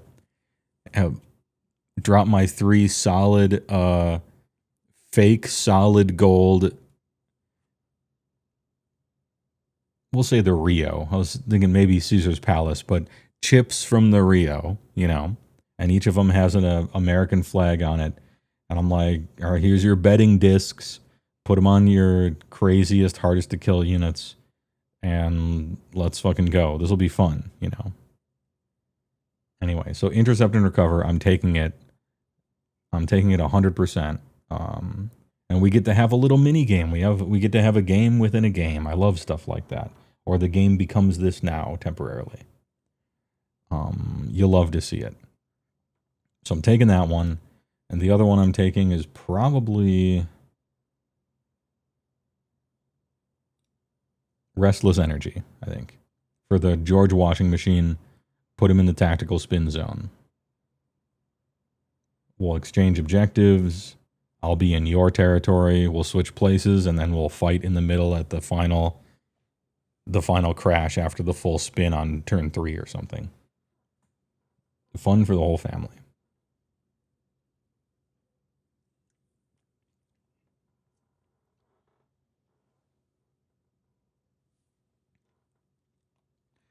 Cool. Okay, well, now that I've read through all the battle tactics, you will note that some armies, some of these feel really easy for, and some armies these feel really hard for. Good. We want a diverse number of battle tactics taken. Once they crunch the numbers on these, and they have you choose these in your army list, and the reason they have you choose these in your army list, I mean, there's a few reasons, but one of the main ones, in my opinion, is because then it is recorded on all the apps and all the TOs and stuff, and GW can slurp up that information and see what people are using. And so if everybody is mostly using these, but no one uses Master the Paths, that's important data for them. Or imagine a world where everyone uses Restless Energy and Scouting Force at, 50%.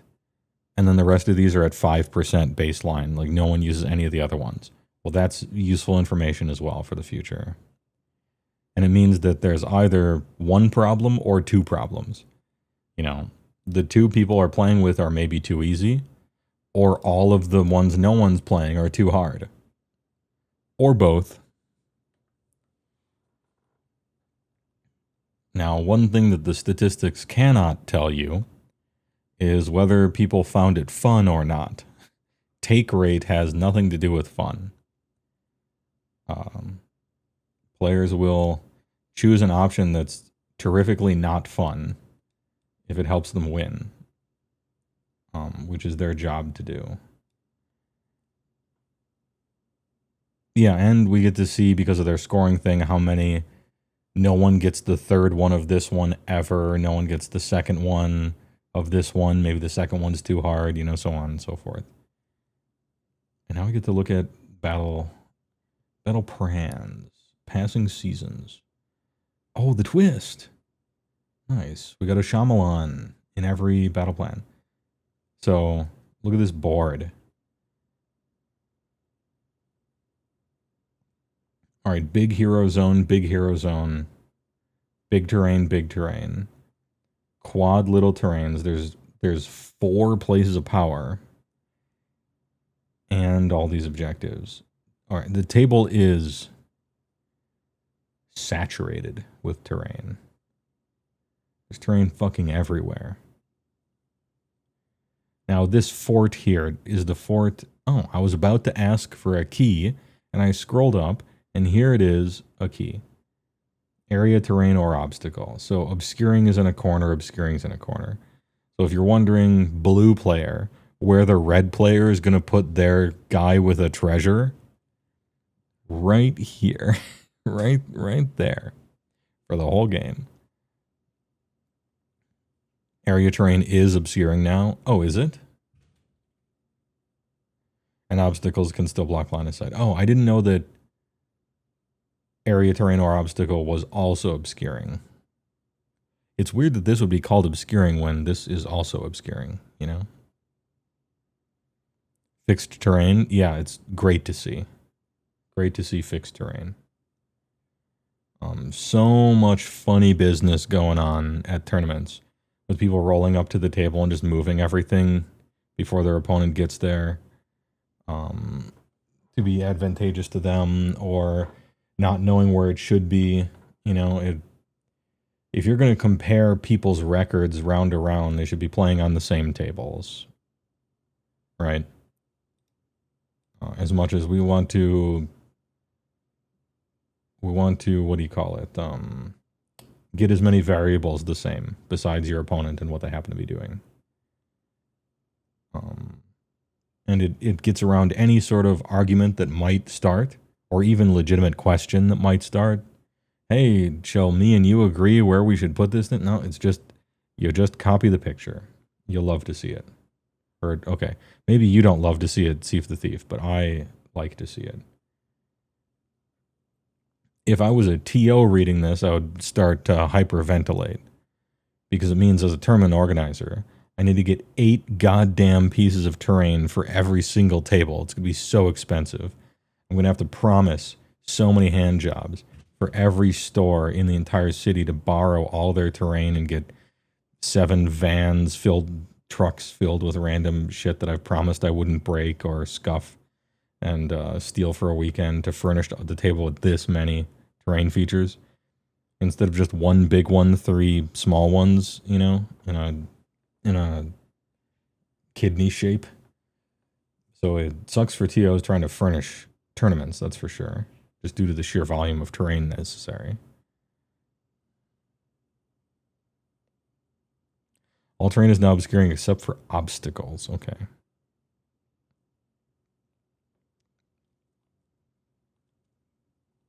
So that means, where can I read that? I don't doubt you. I just want to read the words. Trust but verify, right?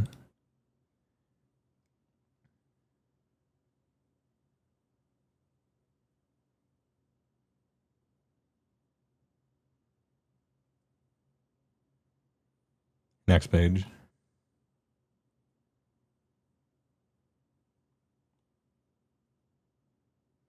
Some terrain features, such as wildwoods or collections of smaller, time-worn ruins, are made up of multiple scenery pieces. Activate place power. Each terrain feature in Warhammer is one of the following types: obstacle, obscuring, area, place of power, faction terrain. Before the battle begins, players must agree on which type applies to each terrain feature. Obstacle has cover and unstable. And obscuring has cover, obscuring, unstable. Area has cover, obscuring. Okay, verified. 100% real, true shit was being spoken in chat.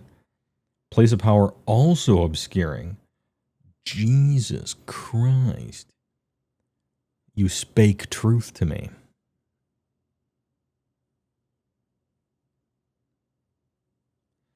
I don't think... Yeah, I mean, hills being obscuring, I guess it does make sense, actually. Well, yes and no. If you're behind the hill, you are obviously obscured. If you are on top of the hill, you are the opposite of obscured. So, I mean, there is that. But it is a simplification of a thing into a game, right?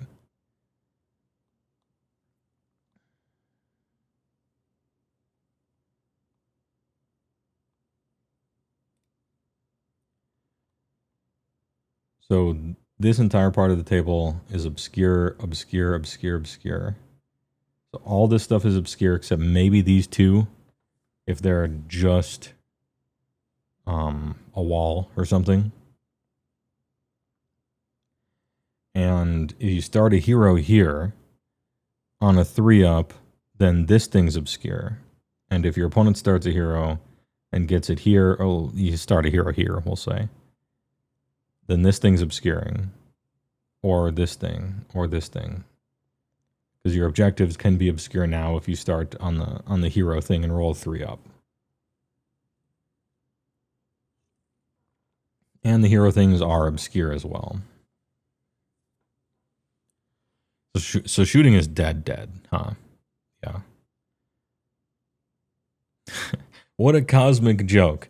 They gave us an iron blaster that looks kind of okay, finally, and even a goblin scrap launcher that looks possibly playable.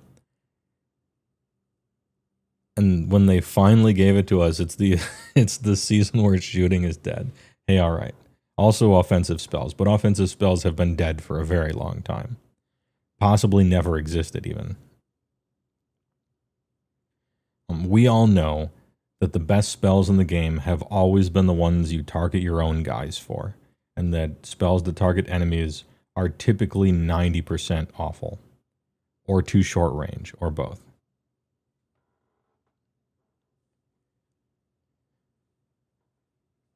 Anyway, hey, all right.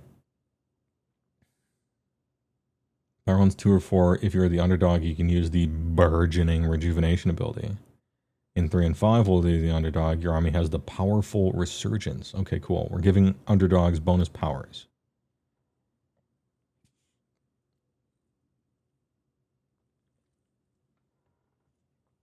You played the new Iron Blaster rules yesterday at an RTT. It was fine. There's always something to shoot. The thing I like about the Iron Blaster is the range is so long. Well, not the range, the reach. Because it's 18 plus 9 move. So if you really want to shoot something,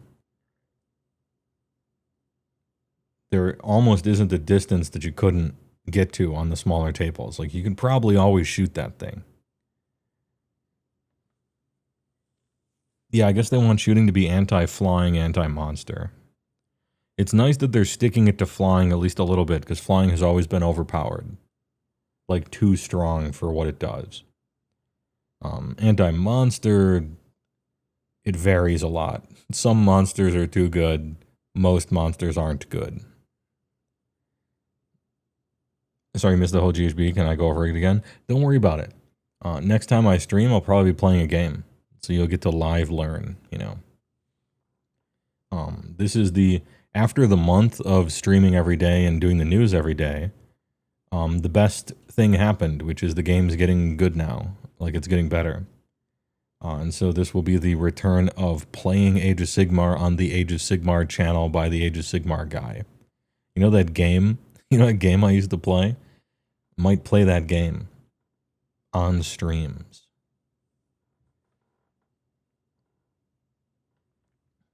Age of Sigman.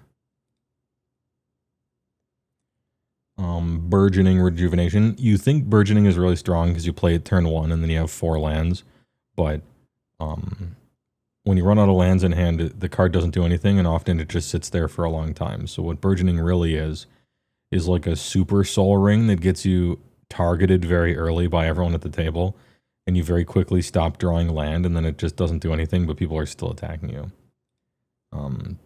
Magic commentary. Unless you're Simic, then you can draw enough cards to always be burgeoning, so you're fine. Simply draw more cards.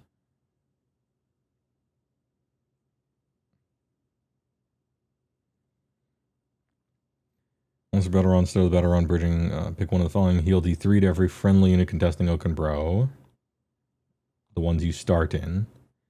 For the rest of the battle round, while a friendly unit is contesting a Gnarl Root, if it has a ward save, add 1 to ward rolls for that unit. Okay. If it does not have one, you get 1. Oh, interesting. So going out into no man's countercharge land, you actually have potentially a little bit of a bolster, right? But this is only underdog, keep in mind. 2 and 4, Burgeon. 3 and 5, Power. Add 1 to Rune Rolls combat attacks. Much less powerful than the Burgeon, but... Thoughts on BTS now. Is BTS Battle Tactics? Or Beyond the Supernatural? Is BTS Palladium Beyond the Supernatural, formerly Nightbane?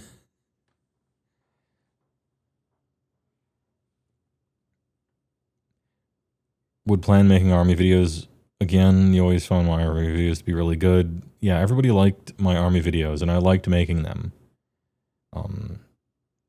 Should I feel like I'm kind of selling the game to people by making them? And so if I don't feel great recommending it because maybe it's in a bad spot, we'll say, just as an example, like it could have been in a bad spot, so I'm not excited about it. It feels weird trying to sell people on something that I'm not like super into right now. But the game gets good again, which it is. I get excited again, and I feel like I don't need to feel guilty telling someone something's great when it's not, and then they go buy it. You know what I mean? If that makes sense. Oh yeah, Battle Tactics, sure. Thoughts on Battle Tactics now? Certainly much improved from any of the Battle Tactics we've seen before. They're okay. They're probably not game-ruiningly not fun like they were in third. Like, the amount of not fun Battle Tactics were after you played about 15 or 20 games in a row. Your eyes started to cross, and every single game was the exact same thing every single battle round, every single turn. Army building got unbelievably boring, so on and so forth, right? These are better. I saw this one, though, and I'm very interested if ones like this one become the norm. But they might be difficult enough that nobody chooses them unless they have to. And it feels bad to choose things that you don't want to. Just ask people playing Tyrants. Last edition. If you hate them, you can possibly ignore them now and just kill. Yeah, that's nice too.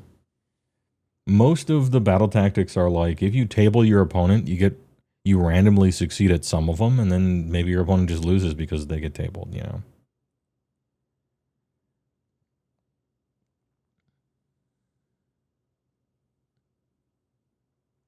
Very quick magic question. Since the good art half ones are the same as decent full art cards, does HeyWoah want full art or half with symbol cards? Depends. Generally, I'll go for the oldest printing of a card, especially when it has the original card frame before they ruined it in 8th edition / Mirrodin, and then ruined it again in Shards and a few times later when they put those gaudy spikes on legendary stuff, right? Turned artifacts silver instead of brown. Turned legendary things piss yellow instead of swirly gold. So typically I'll go oldest printing if it's nice and boomified. But I love full arts, always have, since probably Unhinged, I would say. Unglued, not really, but Unhinged, yeah. And if the full art is looking good, then I like it. It depends on the card. Keep in mind my aesthetic tastes are perfect, so and untainted by age and nostalgia, obviously. So you'll have to give me a real example, and then I'll just tell you which one is the best. And you'll have to take my word for it as gospel. Anyway, good comment. Each player scores victory points at the end of each of their turns as follows. 1, 3, 5. Score 5 victory points for each gnarl root. Potentially 0 for these, because it doesn't say you do. And then 2, 4, 5 for the ones in your home base. Which means, battle round 1, you don't score your home base. You have to go somewhere. You have to do something. Interesting. All right. I'm not going to read every battle plan. I just wanted to get a feel for which way the wind was blowing everywhere on all this stuff. Shooting, obscuring, what terrain is, what the battle tactics want you to do, what the average battle plan kind of looks like, how busy is the table, how powerful is the underdog, how important is killing stuff, how important is high move. Do you have to have those two guys on either side, the prospector thing, all this other stuff, so that now we can properly judge the tier list, knowing what the game is, well, not knowing, being able to more adequately predict what the game will be like. Never forget that the first time you look at shit like this, if you were to record your opinions about it and then in real life play 5 entire games with the rules and come back and tell your opinions on it, could be very different, right? Just like it's easy for me to build an army list after skimming an army's rules, right? But it's a very different thing to be a player of that army. You know way more about things that are not immediately obvious that come to light when you're actually like playing the game, you know? You need to read the Fey one? I will. Prospectors are kind of dead too. Good. I actually hate prospectors. Choose the cheapest, fastest unit in your army to make a run roll one time and then die. Fuck off. Rest in piss. I like units that can accomplish something. Movers and shakers, you know. I would prefer that people have to run chaff again for some reason over prospectors. It does feel very gamey. And I know this is all an abstraction into games anyway, but these guys move there, write down my points on a piece of paper. All right, your turn. Opponent kills them. Okay, fine. And then they move their prospectors there, and then they write down a score. All right. You just realized you haven't played Magic since 1996? Yo, 1996 world champion? 1 of 1, imprinted on the trophy? You can, what? You can tutor for it out of your deck, I think is what it said. You can cast it from your library or some nonsense, because they didn't think about actually having the card be played, because it's just funny. You can host games at your new house. Now, oh, Penny Dude got a new house? Big. How many windows you got? Hopefully just 1. That's my goal. My goal is that my shoebox in the safe deposit box at the bank of beta cards becomes expensive enough that I can sell it and get a house. And that house will have 1 window, which is apparently the federal minimum requirement. I looked it up. Hey, all right. And air conditioning that doesn't make any noise because the thing is outside that makes the noise. And then I can actually, for once, instead of be sweltering the whole time I'm streaming, I can be nice, crisp, and cool, 50 degrees, whatever. No noise. I can stream for 12 hours if I'm not sweating my dick off. Anyway, Paths of the Fae. I'm supposed to read Paths of the Fae. Somebody said. Surge of S laughter. Cyclic shifts. Here we go. Paths of the Fray. Here, the basement doesn't have any windows. We do have a basement workshop now, so perfect for priming in the winter. Nice.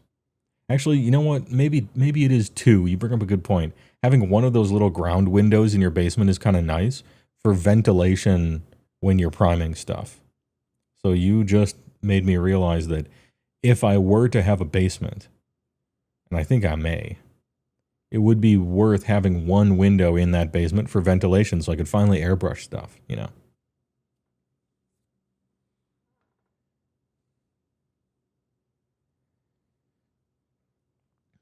You can just have a vent, I suppose.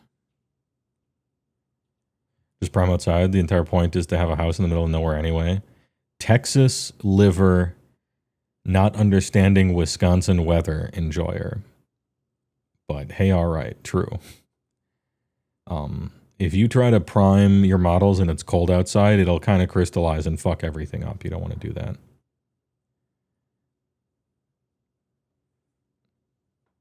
You got like 3 months to prime outside. Anyway, now I'm going to read this thing that I said I would read. If you are the underdog, you must use the Spirit Path's open ability. Both players can use the Stumbling Forth ability.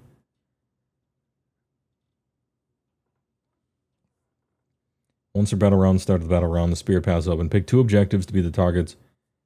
Hold on, let's look at this. Terrain everywhere. Dude, you are playing Rainbow Six, Tom Clancy, push the side button on your mouse to like lean into the door frame to look at. You are having to aim your shots of your ranged units very carefully around all this stuff, as I am now seeing. What's that, like 60 degrees? That's freezing cold. 60 is probably the warmest I would ever want it to be. I can deal with maybe 63, but that's already starting to push it for the warmest I ever want to physically be in for any reason. Yeah, and this is also without faction terrain, so that right here there's going to be a giant square bone zone pyramid thing, and then there's maybe a maw pit over here, a Lumina thing that's going to be zooming.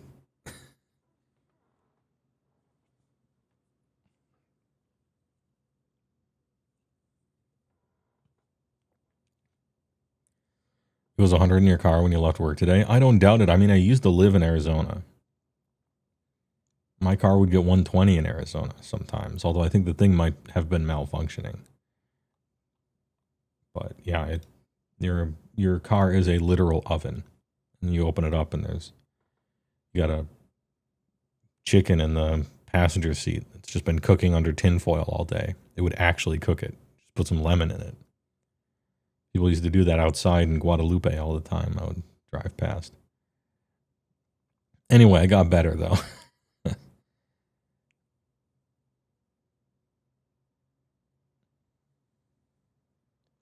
You can't prime in the summer because the primer dries in mid-air. I would imagine. I wasn't playing back then, but... You got 2 small windows in the utility room, but the workshop has a built-in vent to blow air outside to keep circulation going. Oh, Pog. Also have a mysterious pipe that looks like you can hook up a spray booth hose to and vent all the fumes out. A mysterious pipe. Interesting.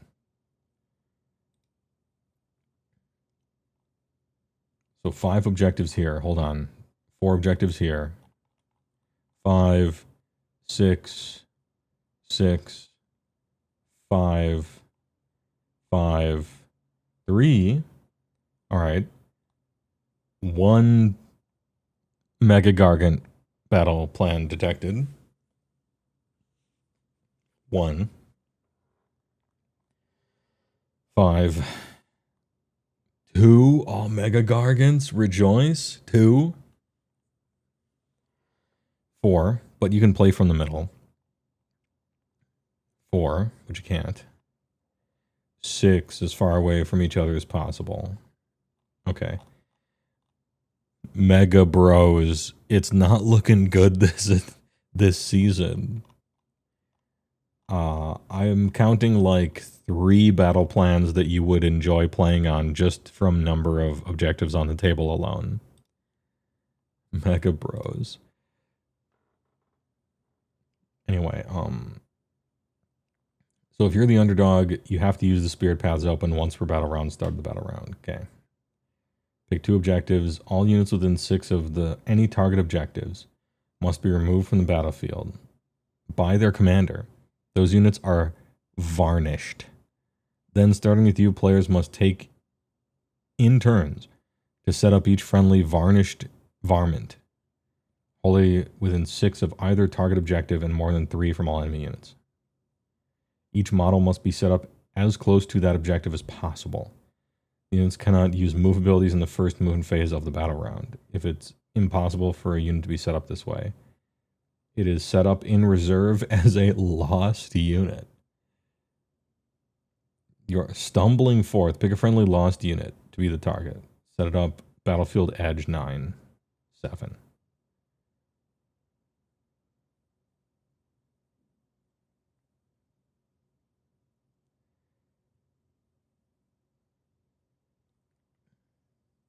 So you don't have to pick a pair. All that pair language is in here, just 2. So you pick the center one and this one. And then anything within 6 of it is gone. But starting with the underdog, then you set up around one of them. And the other guy can't set up around that one then. They have to set up around the other one. And then anybody left over after that, you can set up on the one you chose, but not the one the enemy chose. You have to be wholly within 6 and more than 3 from enemies. You probably can't. You know, the way you deploy is in a little ring around the center of it so that they can't do that. So you either like swap objectives or one person gets one person gets, everything else is lost. And then you slowly get it back later, maybe.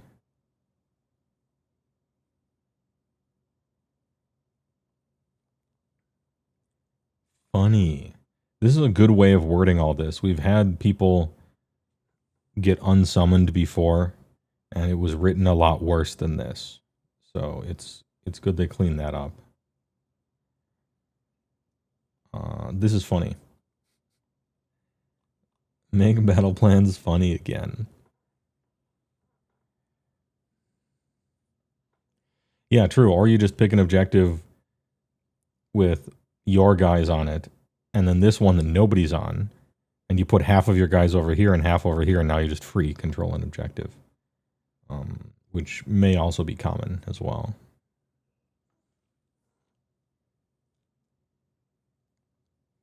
Stumbling forth refers to the players fumbling the rules and spending an hour trying to resolve it, yeah.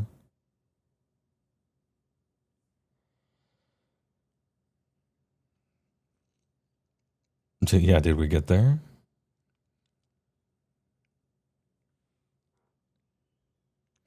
You feel like GW thinks of Sons of Behemoth as a meme faction that shouldn't be considered when building the rest of the game. Maybe that's a good way to approach it, or maybe it isn't. It's definitively not.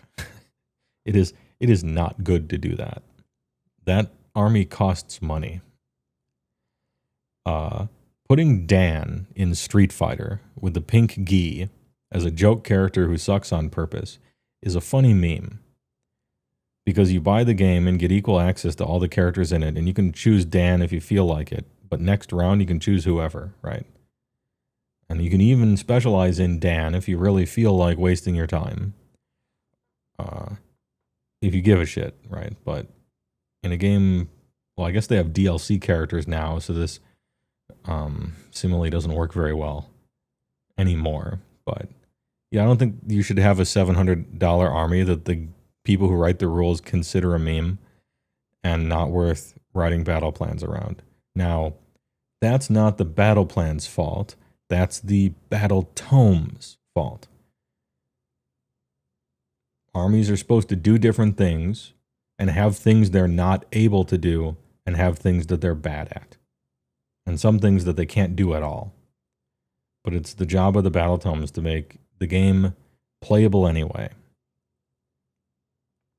And so it's up to the Mega Gargant rules to figure out a way to write them rules so that you don't look at a 6 objective battle plan and say, I can't win, right?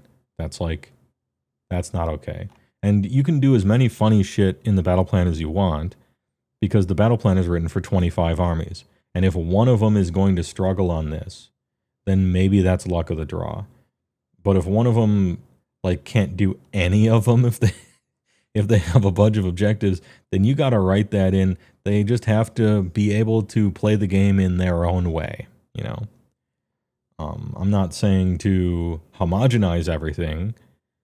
I'm just saying you have to deal damage to play this game. And so you can't make an army that does actually, and I'm truly 0 damage, right? You just find different flavorful ways for them to do said damage, right? Or whatever, you know. Kicking the objectives was perhaps a kind of a neat first idea, but it needed about another 6 passes of iteration. And instead it got a lot worse. So, anyway, tangent over. But yeah. Anyway, I've just now read through Pass of the Fae. It's funny. I like battle plans like this. When a battle plan does silly things, I like it more. Tournament players hate that. Tournament players don't like that. And if this was Magic, I wouldn't like it either, because I'm competitive in Magic. Or I was. But I'm not competitive in this game, and so I don't give a fuck. I'm just looking for funny things to happen. It's nice to go 3-2 or 4-1 or best destruction or whatever. But it's not that nice. It's just a thing that sits behind me in an area of a shelf that's too dark for anyone to see anyway. Gives a fuck. Ahem. After just reading through this GHB, this is by far the best GHB they have made in the past 6 years. The entirety of 3rd edition and 4th edition up till now.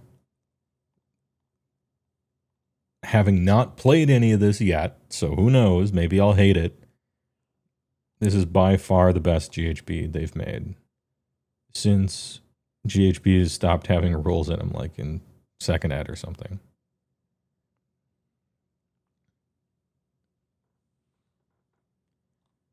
Hell yeah. And I like the Fae one. And I kind of want to read the rest of them, but that's a lot of them.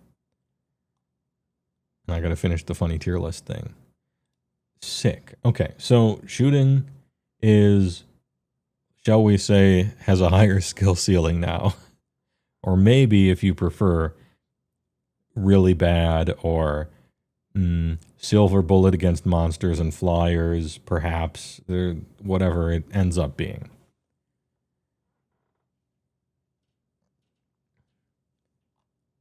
The obscuring rule seems to be a little overserved. I don't mind the rule itself, it's just the number of places the rule ends up on the table. There's a lot of on the average table, like almost everything obscures. That might be a bit much. But, hey, alright, I'll play it and we'll see what it seems like, you know?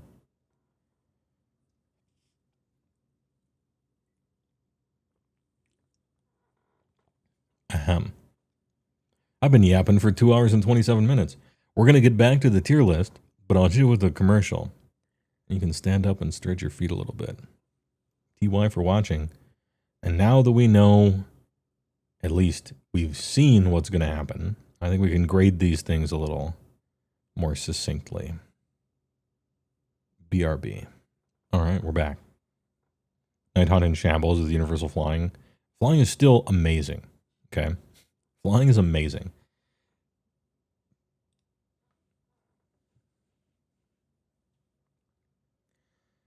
Look at all this horse shit on the table. Ruins, walls, towers, trees fucking everywhere. Just look at all this shit on the table. If your whole army flies, you're zooming, right?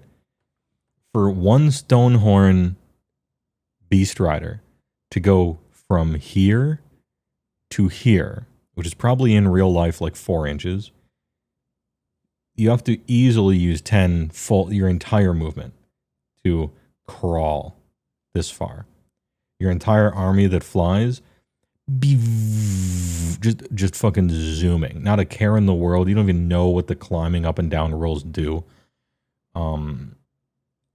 Yeah, people are going to be able to shoot you because your army is all flying. But you know what people also might not do?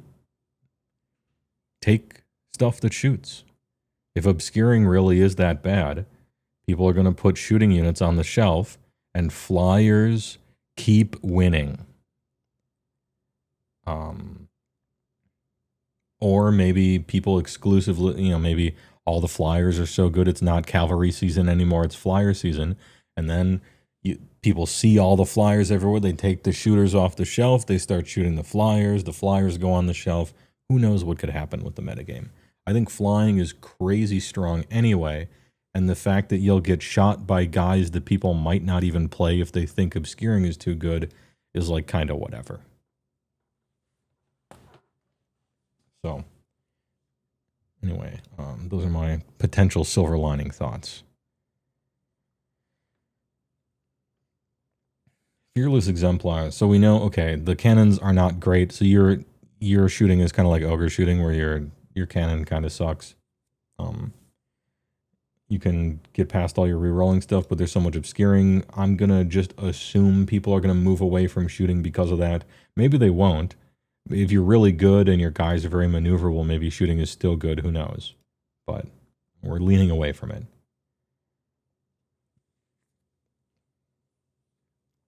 Hugging terrain within 1 the entire game will not win you the game. True.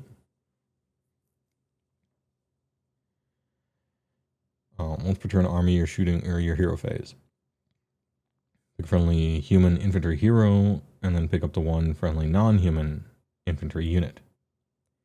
And with the 1 friendly human war machine.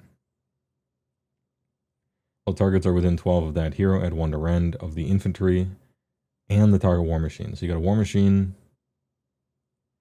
a non-hero infantry, and a human.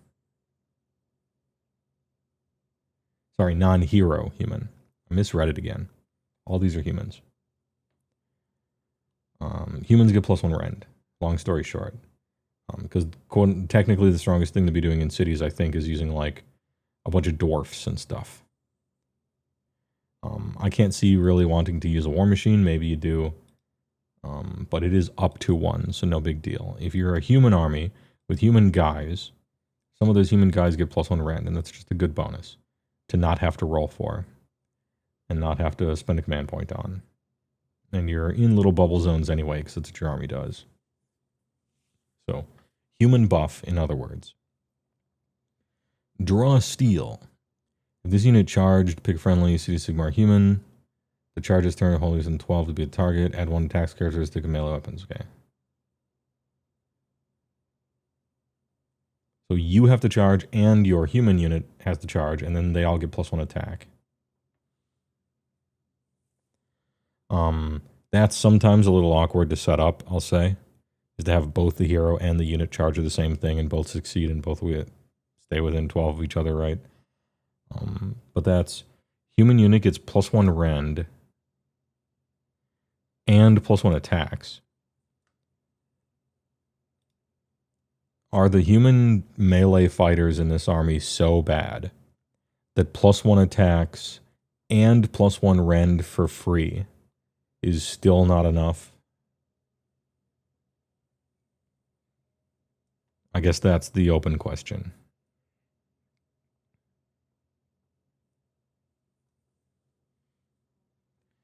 Astute Tactician, pick a friendly sauce.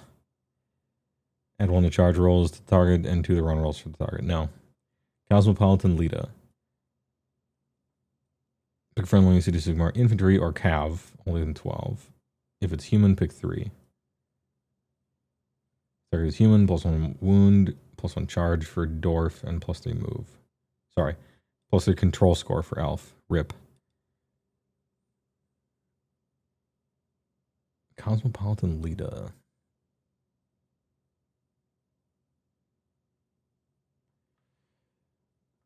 Cavaliers are great, especially for cavalry, you think? What human infantry is any good, even with an additional rend? Answer, nothing. Oh, that's too bad. Okay. I wondered if it was like a Namarti Thrall thing where you mostly don't care what they get, they're just still bad. Because it has to be human infantry, remember, for this one up here. The +1 attacks characteristic 1, maybe it saves the cavalry. I can't remember what they're like.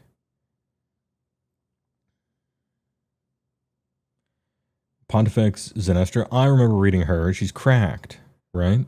Or she reads as cracked to a non-player of the army. Old version of Pontifex I thought was great, or at least she looked great on paper. And now this one is entirely different, but also great, just in a different way. And I think far cheaper.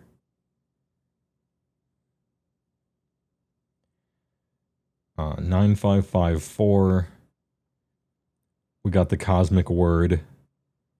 Pick an enemy, whatever, within 18. 3 up, it's gone. Banished or deal mortal, equal to the roll. Sigmar's Will. Make a chanting roll d6. If the roll is an unmodified 1, you can re-roll the die. Re-roll 1s for it. One of the following effects. Pick 2 if it was a 10 up. So, enemy units using normal move cannot end that move within 5 of a friendly sauce human unit that is wholly within 12 of this unit. Okay.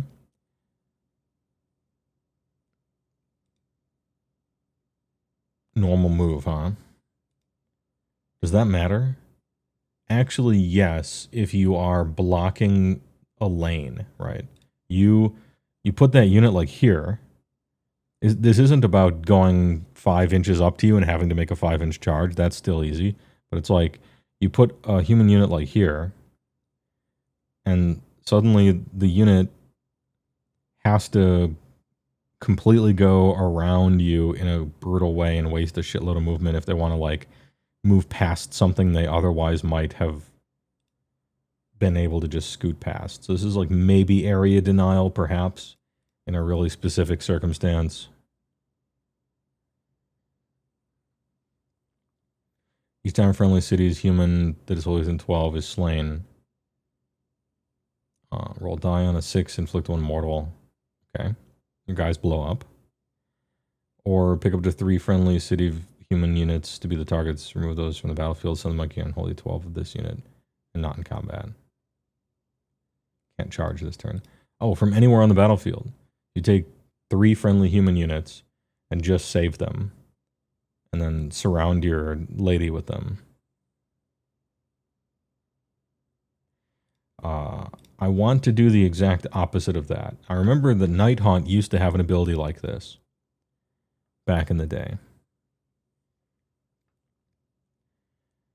I don't think you pick 3 full units. That's a lot. You know. You generally don't want to condense all your guys in the same spot. You want to perform area denial, perform board control, push out, and be affecting multiple places at once. You don't want to be in one place. That's why Gargants, like, having 1,000, 1,200 points in one single spot is usually bad. You know, I'm not singling out Gargants here, but when Death Stars get too big, you know.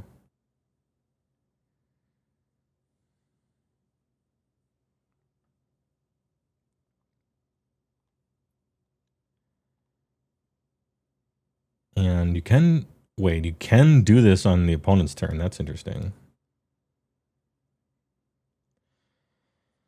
All right, think of a world where you charge, you do some damage, you lose all your charge bonuses, it's the opponent's turn.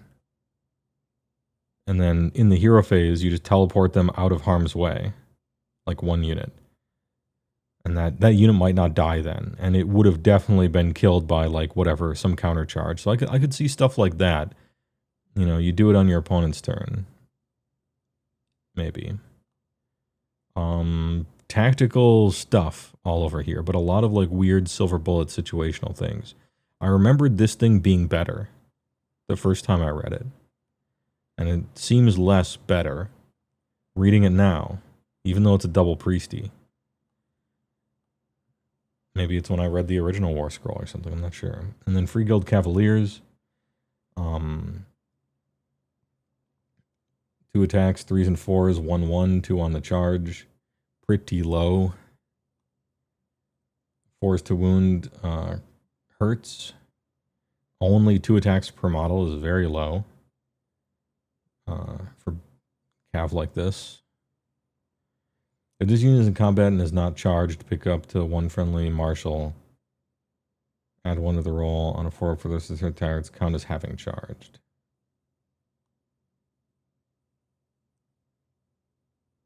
So you can turn your charge damage back on, in other words.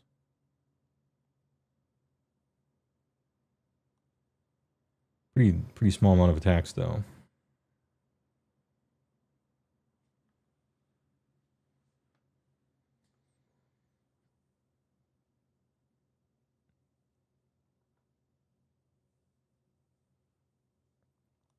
Interesting. You like that their helmet has a gate on top? Funny gate helmet, yeah.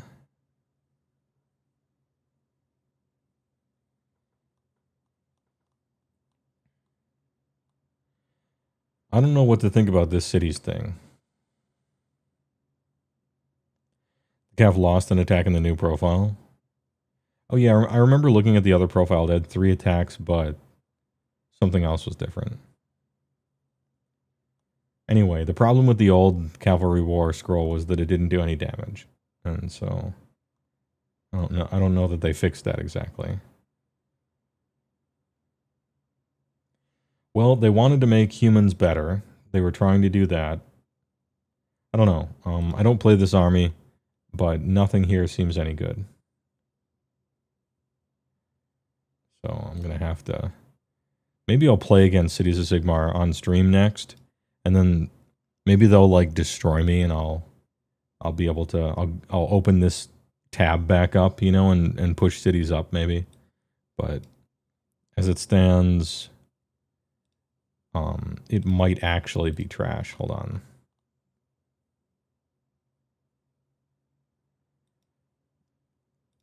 +1 Ren's a good bonus. +1 attacks characteristic is a good bonus. +1 the wound is a good bonus. War Scroll is weird. I don't think I like it. This War Scroll I'm not a big fan of.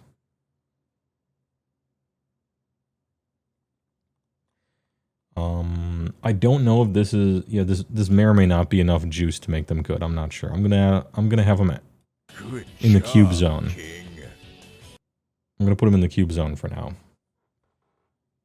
It could be like old corn where the unit looks terrible, but there's enough juice that they're like a sponge. They just absorb all the stuff and then they're good, but not hype. Death number things are the tier 145. Big tier list episode. Yeah, and we took a detour looking through all the GHB rules before that. Yeah, Cities does have hella juice for their units. Which is why this is the one I'm the least confident about.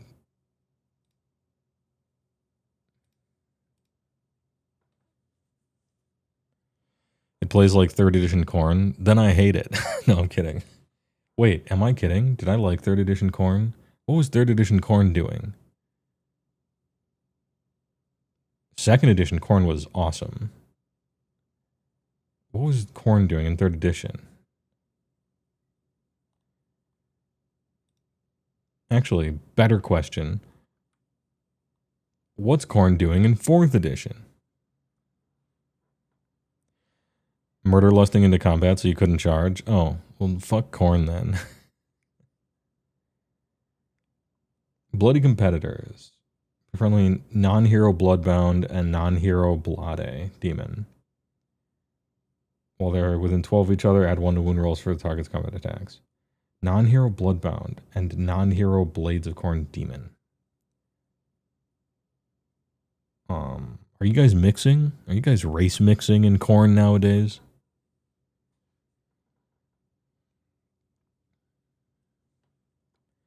Tide of Savagery.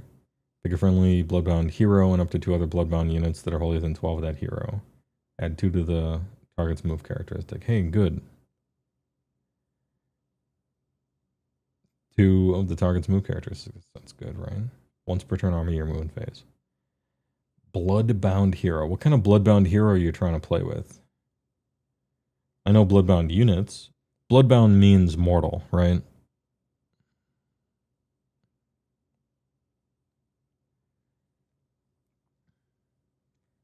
And the new prayer lore. I remember this. The new prayer lore is like worse than the old one, if I recall correctly. Yeah. It's got gore flesh, which is terrible. Ward 3 against damage inflicted by spells. Nobody does that. Trash. And then at the start of your next turn, Each time the target move uses an ability that is not a move, charge, or fight. After it's resolved, they take damage. Too cute for its own good. The other prayer lore is better.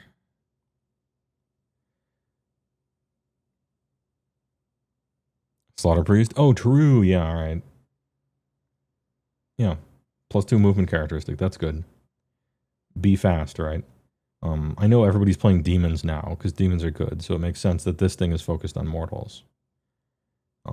If you want to mix them, you add 1 to wound. If you don't, add 2 to move. I'd probably take the move.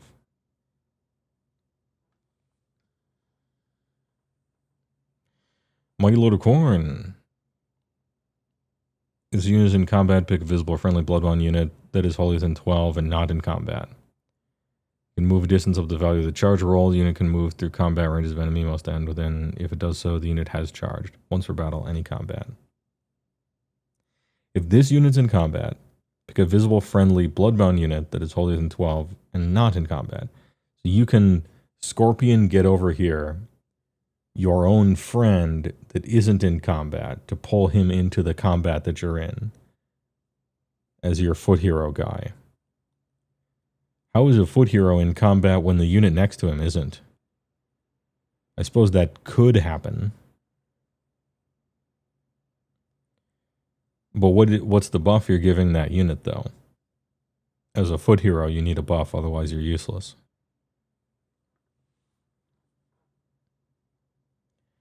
Reality Splitting Axe. I'm happy they brought that back. Reality Splitting Axe is funny. Still works on a 5-up, which sucks. Not being able to replace it is sweet. And the unit can use his ability even if it has been destroyed. Good work. It should not only work on heroes, though. That's wrong. It should work on anything. Any single model. And the guy doesn't give a buff, so there's no reason to use this guy. Give him a buff. Or a priest. Get out of my face. And then Brood Crushlers. 5, 10, 4, 6.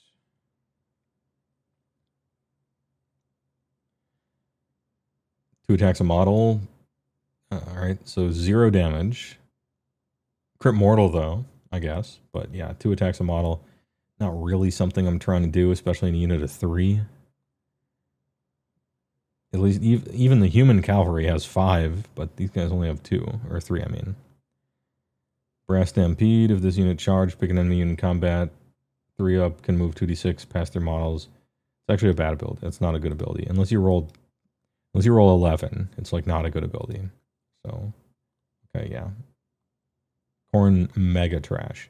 You get +2 move. That's what you got.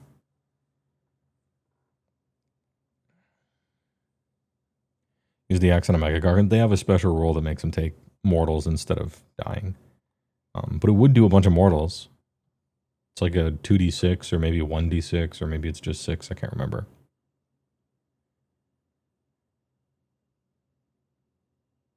Why can't the new prayers add on to the existing prayer table? They don't want to add too much power. And choice is power.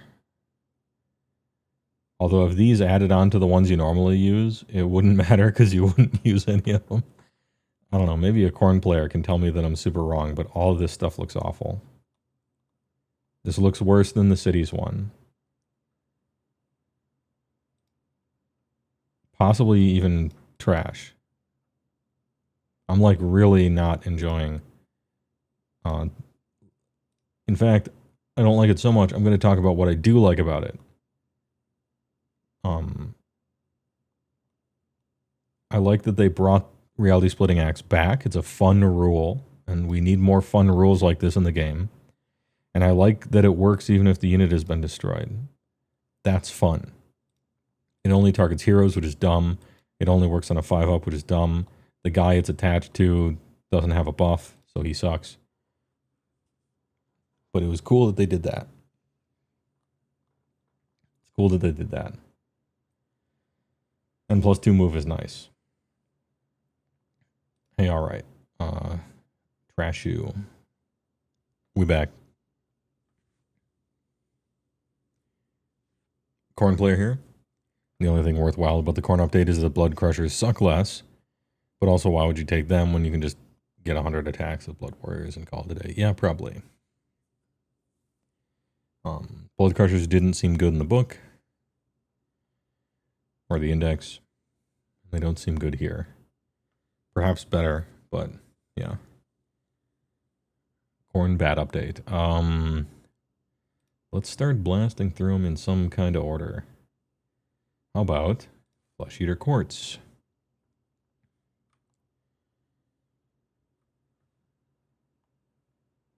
Remind me of this one. Pick friendly serfs that do not charge and is in combat. And then pick an enemy unit in combat with that serf's unit. Target cannot make pile-in moves for the rest of the turn. Whatever. Friendly Flesh Eater Court heroes have Ward 5 if they have destroyed a unit this battle. It's hard to do that. It's cool that they keep it forever, right? Like, they keep the 5 aboard for the rest of the battle, but it's hard to get a foot hero into combat and actually kill something. Destroy a unit. There was a smash bat thing you could do a long time ago, but I don't think you can do that anymore. Revered Monstrosity. Add 1 hit rolls for combat attacks made with companion weapons by other friendly, non-unique Flesh Eater Quartz monsters while they're holding within 12. The thing you don't want to do with monsters really is like have all of them in the same spot generally, but I don't know, maybe you need 2 of them to get work done.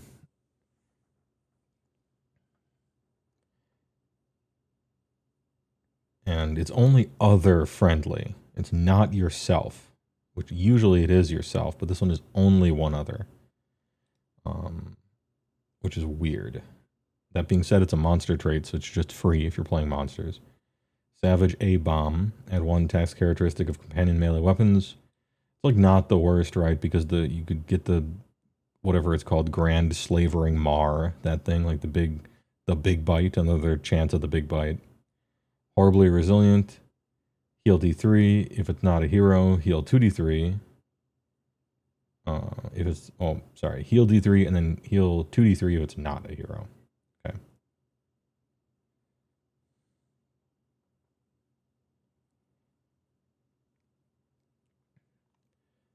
Not like particularly great monster traits, but they are free.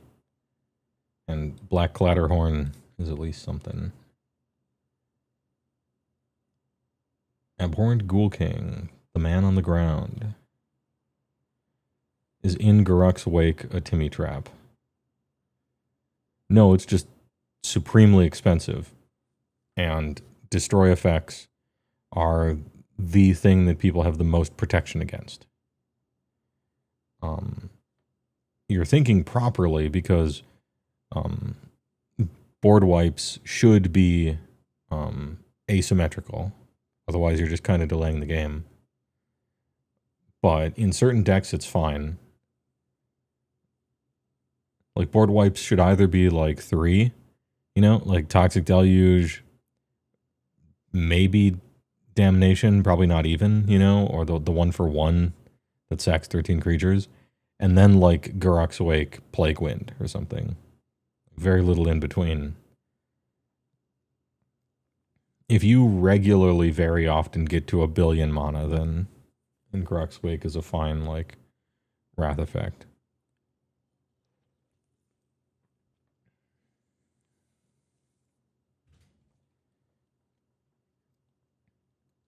Add 1 tax characteristic melee weapons used by other friendly non-monster Flesh Eater Quartz heroes while they're holding within 12 of this unit.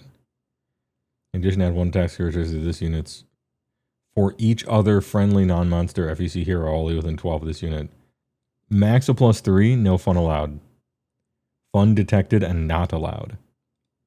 I was about to change my tune over here with the Blessing of the Chalice. Okay, I'm going to take 5 heroes and put them in a clump.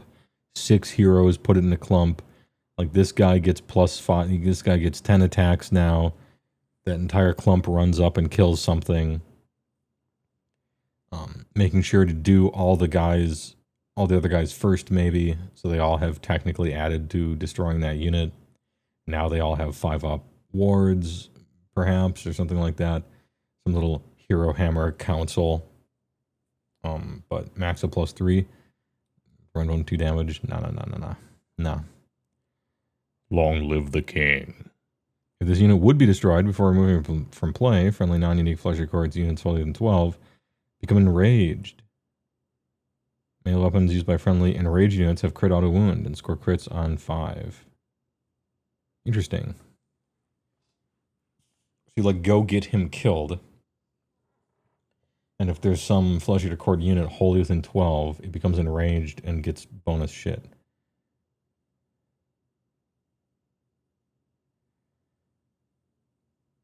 So you're kind of being pulled in both directions here.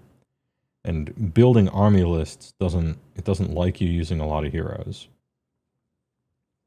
Because then you're a million drops. So you're doing something bad and being punished for it to get kind of a bonus that puts you still behind.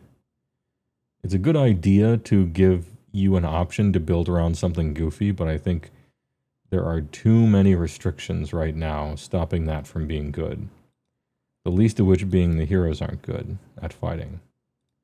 Or not dying. Or moving. Gore Wardan. This is the Flappy Boy. Well, his unit is within combat range friendly Knights unit that has charged. This unit has a 5 aboard, and its Gory Talons and Fangs have charge plus and damage. Yeah, but what about the Knights unit that is the one that is doing the damage? You know? Could it be a buff to them? Swooping Descent. Remove this unit from the battlefield, set it up more than 9.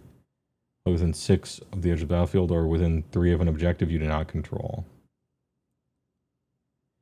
Within 3 of an objective you do not control. Interesting. Very interesting. How cheap is this guy? Like, end of enemy turn. Remove him from the battlefield and set him up next to an objective you don't control. Conceivably one that no one is near, right? Obliging your opponent to always have people next to the objectives that they want to keep, because otherwise he's like Mr. Steal Yo objective, right? Interesting. All this other stuff he does, I don't care, but I was about to say, anybody know what this guy costs, the Gore Warden? I don't have the other page up. If he's like 90 points or 120 even, you could... Swooping Descent is a decent, like, stop opponent from playing a certain way kind of ability. Potentially. Otherwise, I'm not feeling the update.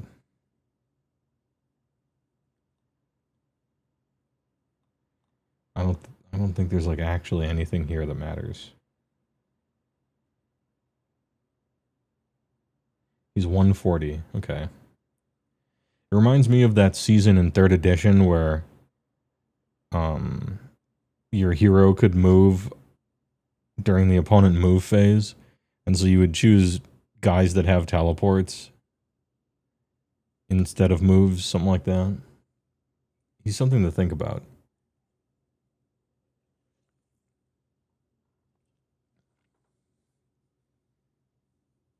He's 140. He's an additional hero that you probably weren't going to play. He's an additional drop.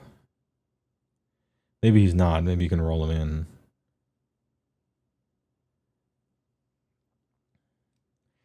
So, be that as it may, is that guy, that guy singular a cube?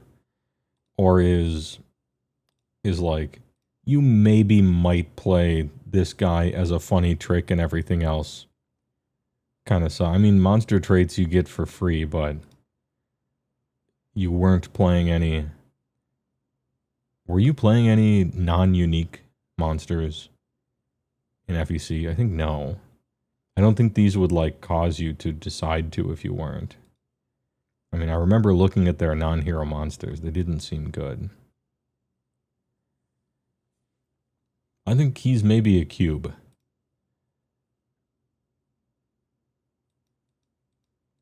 don't. Otherwise, it would be trash. But I think he's the cube in the update.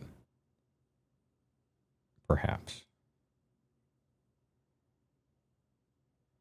Is Gore Warden infantry or monster?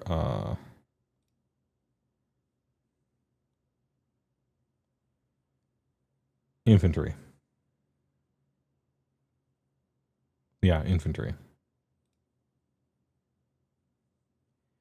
Yeah, I'm gonna put him as a cube. I'm cubing. Yeah, I know you wanted to give him monster traits. Gets. Extra Snoopy. Pick up to 3 Git mobs at 1 to rend for companion weapons used by the target for the rest of the turn. Git mobs are the ones that are riding wolves. Their companion weapons are the good weapons. Therefore, this buffs their good weapons. Is playing a whole army of the Git mobs good? I don't know. They're really maneuverable. Yiddish Tide. Once per turn army. Grots upon Grots. Your friendly non-squig moon clan. Contesting an objective, add 1 to control score of the target. Ooh. Disgusting. Okay, spell lore.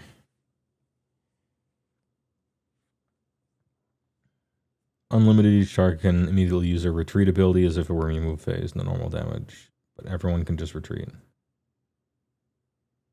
Okay. Fills 30 next turn, add 2 to the move characteristic of everyone except the people who want the move characteristic the most, which is Trogs. Visible enemy 18. Can't use run, howl of the range characteristic of the target's ranged weapons. Well, this spell seems a lot worse now.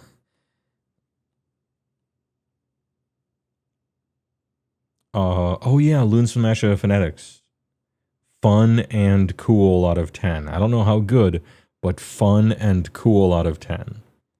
And then the Spore Splatta are probably bad.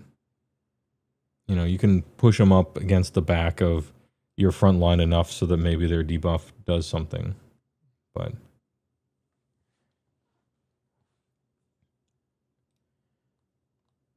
I still think it's a cube, though.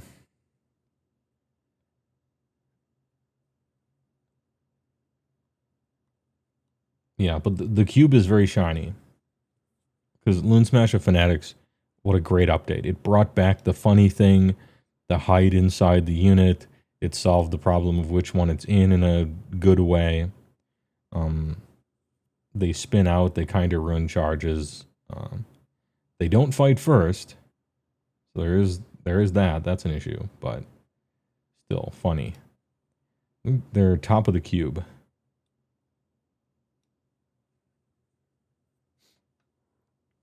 Yeah, I think we're cube topping here.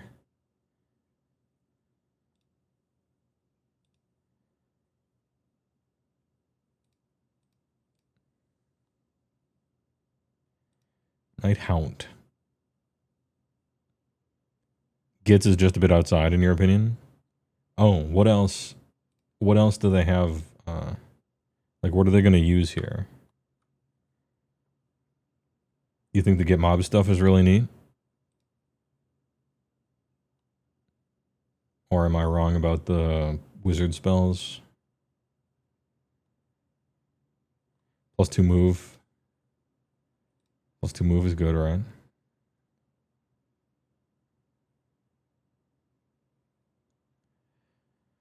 Mono Git Mob is not good. I just don't think they have enough stuff. Git Mob sub-faction good, both fanatics good, spell lore niche but usable. Okay.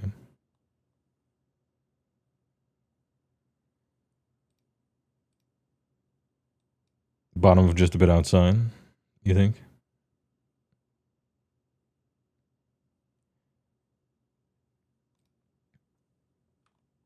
I'm willing to take the advice of players. Night Hound. Greedy for souls, pick a friendly nexus of grief. First the turn, the target has a move characteristic of 3, can immediately move, and can move into combat. Oh. Yeah, your stupid nexus can move. Whoopty shit. Blades of Eternal Rust, pick an enemy unit that is in combat with any friendly Nighthaunt units to be the target. Subtract 1 from save rolls for the target for the rest of the turn.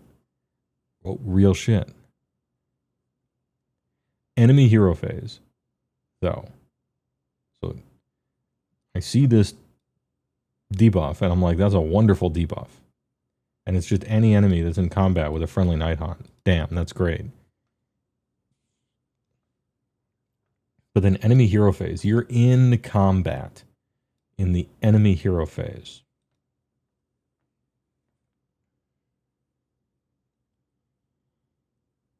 How?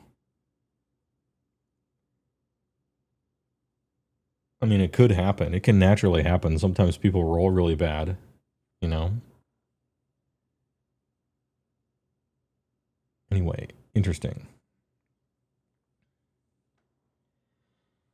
Relics of Dolorum. Well, this unit is within 12 of any damaged enemy units or units that have any models. Slain add 1 to casting rolls for friendly Nighthaunt while they're wholly within 12. Too many hoops to jump through. Tombstone of the Penitent. Add 1 attacks characteristic of this unit's melee weapons for each non-faction terrain feature that is being contested by friendly units on the whole table to a max of 8.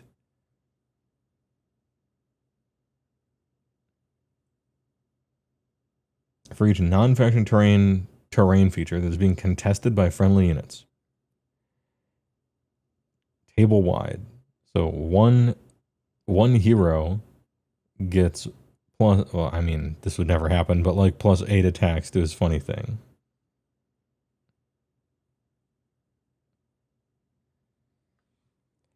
So this is bad, but it's like a funny Timmy idea.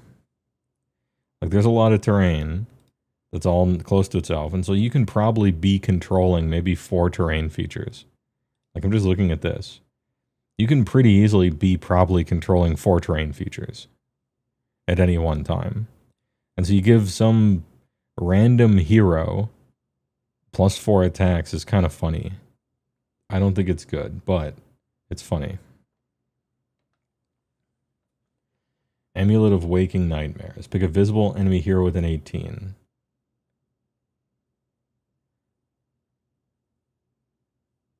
On a 3 for the rest of the turn, the target cannot be affected by guarded hero or obscuring. Hey, if they are affected by obscuring, then they're not a visible hero.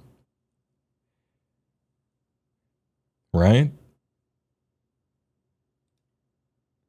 But how can you stop them from being hidden if you cannot see them?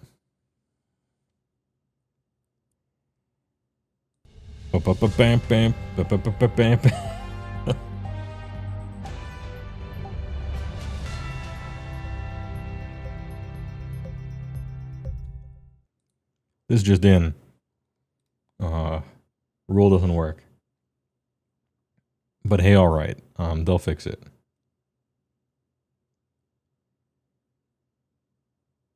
How does fly interact with obscuring again? Oh, is it if you're flying, can you see everything? I thought it was only the target. But let's make sure. Maybe it does work by the rules, right?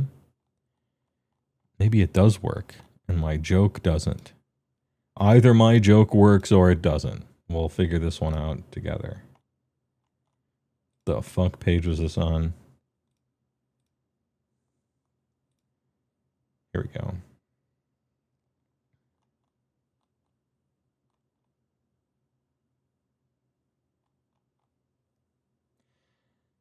While every model in a non-monster unit that does not have the fly keyword is within 1, it's only visible to enemy units that are within its combat range. Yeah, so if you fly, it doesn't give you any special sight powers. It's just the thing you're targeting. Which means, even if you're flying, if the visible enemy hero is on obscuring, you cannot see it to target it with the ability that is supposed to stop obscuring. Funny.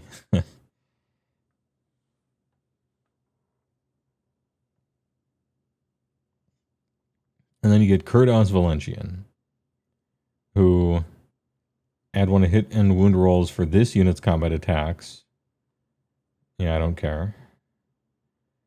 And then a Trader's Legacy. If this unit's in combat, pick a visible friendly Night Hunt unit wholly within 12.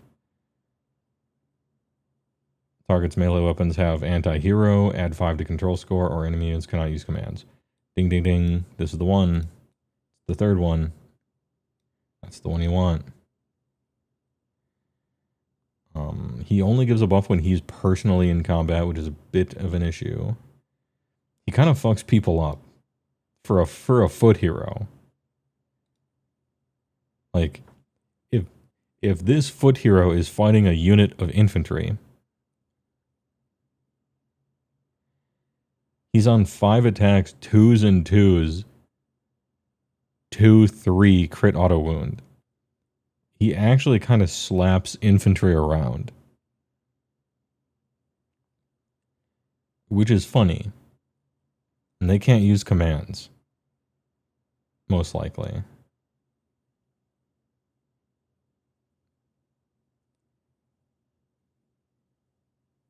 And you target yourself with this declare thing. I mean, I suppose you could target somebody else. So he could potentially give a buff. Yeah, Sauron's mace, actually. Still, he's just like okay, but the ability is fun. Why can't your Mega Boss have that kind of combat stats? All right, because GHB would detect a destruction play. Yeah, you can't do that. Can't do too much damage. You gotta roll. You gotta flip coins and roll 4-ups and stuff to do that. Sorry. And then Black Goach. 12, 10, 4, 6 up. 5 attacks, 3s and 3s, 2-3 crit auto wound. 3 on the charge. And 8 attacks, 4s and 3s, crit auto wound, 2-2. Spectral Attendance. Any hero phase. Once per turn. Units' melee weapons become crit mortal. Real shit. Wizard 1. Hey, randomly, you might want that. Cool. Pick a friendly Night Hunt unit wholly within 12. Each time they use Rally, you receive 3 additional Rally points. Kind of whatever, but could matter. Dude, crit mortal on all this stuff is kind of funny. For this dude. What's his other thing here? 1 stop, no returns. Once per turn army, any hero phase. Pick an objective you do not control to be the target. No range, no visibility. For the rest of the turn, while enemy units are contesting the target objective, they cannot score crits, while this unit is also contesting it. Cool. That's just good. And then Spectral Carry Edge. For the rest of the phase, add 1 to the number of dice rolled when making charge rolls for this unit. And finally, with this final paragraph, I am at last excited about this machine. All this other stuff was like, hey, all right, that'd be cool, but no. 3d6 charges, we're good.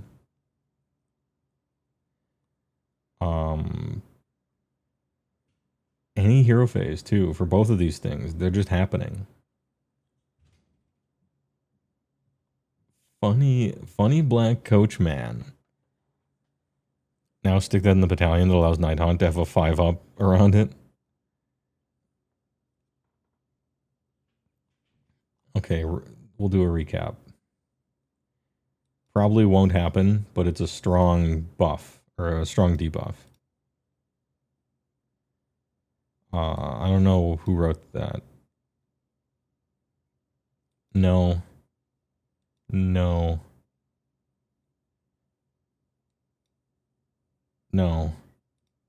Whatever your artifacts, like all these artifacts are awful, I think. And then Kurdoth is funny in a different way, but you probably wouldn't take him. And Black Coach is a little fucking monster truck now. It's Dragula zooming around. And you got sub-factions for it. Now, Night Hunt kind of good already. But it took them this long. There's never been a good Black Coach ever in the history of the universe. And today, I don't know if it's good exactly, but it's fucking fun, and it does a whole bunch of shit. It's fun. the Dragula. Perhaps this is a cube because it is just one thing.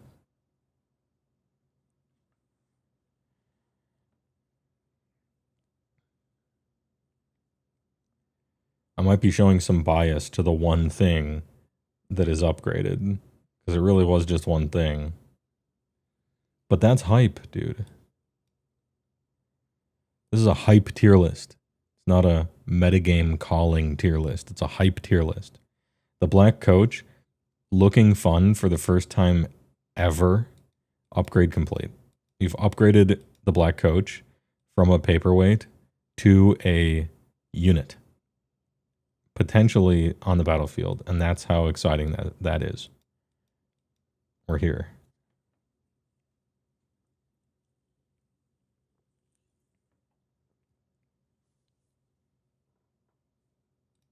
Next. The boys.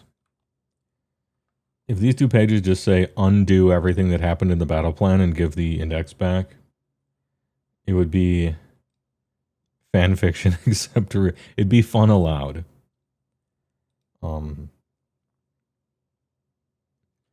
Swamp Horde bullies. Once per turn army, any combat getting up. Pick a friendly Crew Boys unit to be the target. Must be in combat with an enemy unit that is in combat with another friendly Crew Boys unit. Kragnos cannot be picked to be the target. First of the turn, add 1 attacks characteristics. You have to be in double combats, but you do get +1 attacks. You're meleeing, though. How are you doing that? If it's worth anything, your Black Coach punched Teklas in the nose this weekend. It was pretty funny. Nice. Some Norwegian do things. There's a tier 3, massive tier, 54 months. And the country of Norwegia continues to improve in my eyes with every tier 3. Thanks a lot. You missed Sylvaneth. You'll have to catch him on the rewatch. Don't worry about it. Fanfiction S tier rules.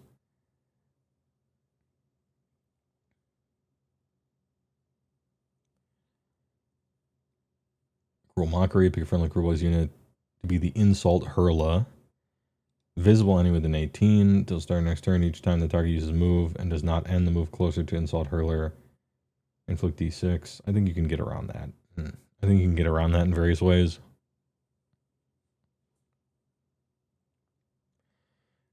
The only thing you have to know about Sylvaneth is that Drycha is about to wreck your meta, and GW is going to have to emergency patch it. Drycha is a Khorne Demon Prince, and they resurrected Blood Slick Ground and gave it to Drycha. The long and short of it. Monstrous traits. Add 1 to hit rolls for attacks made with the unit companion. Oh yeah, mean, sneaky, toughen. Yeah. The good old standbys. Once per battle enemy hero phase. Normal move or retreat. And then -1 incoming rend. Probably the one you use. Enemy hero phase. Crewboy Monstar. If you could use it in once per battle, it should be able to be your hero phase too, I say.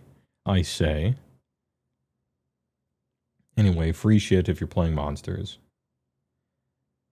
Swampa Scumdrock. Oh, this is the betting chip thing. I remember the betting chip thing.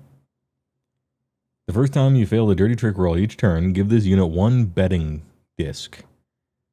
Each time you make a dirty trick roll for an ability that targets a unit wholly within 12, you can spend any number of betting discs. For each betting disc you spend, add 1 to that dirty trick roll. Funny.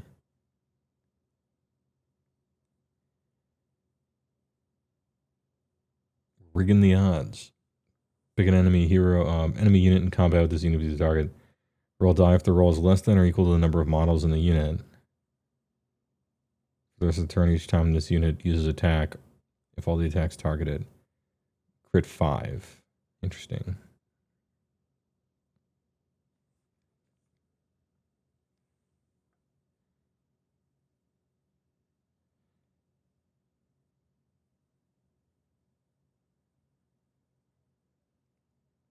The fact that it's a dirty trick roll that has to target a unit wholly within 12 of specifically this guy, it probably kills the ability.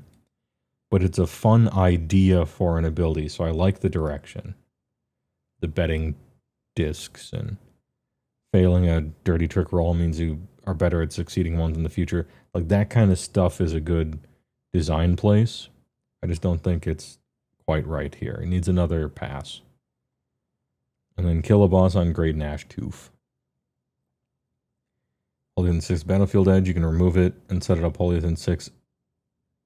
Yeah, just constantly scooting in and out of the edge. Picking an infantry hero to be the target, roll 2d6. Oh, I remember that. Yeah, you move. You can like pull out a hero and leap upon it, which is funny. Yeah, very flavorful, but I don't think good rules on the Cruel Boy thing. Cruel Boys is about to undergo a big shift because the game just changed a lot, and so their annoying rules might end up being better than before. Yeah, kill a boss on Great Nash Tooth is like absolutely non-stop edging. Board edge shenanigans.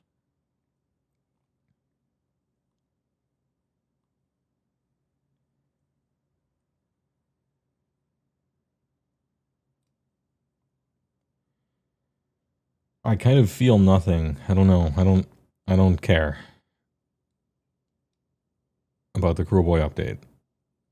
I don't play the army, so I don't know the ins and outs. But I see very flavorful, good ideas, you know, that I want to see them do another 2 iteration passes on all of them. It's not quite there yet. I like the possibility space. But what's written here isn't quite done yet. Put it back in the oven. Just a bit outside. Technically worse than that, I guess. Because I don't know if you take something. I don't know if you take any of this stuff. So maybe Cruel is worse. Like, do you play any of that stuff? I don't know. Cruel Boys players, sound off. Are you playing any of that? Do I need to make a second look at it? OBR. Plentiful Bone. Your hero phase once per turn. Pick a friendly, non-unique OBR wizard. 3 visible, non-fly OBR units wholly within 12. If they're damaged, heal them. If they're not damaged, return. Okay. Can bring guys back to life.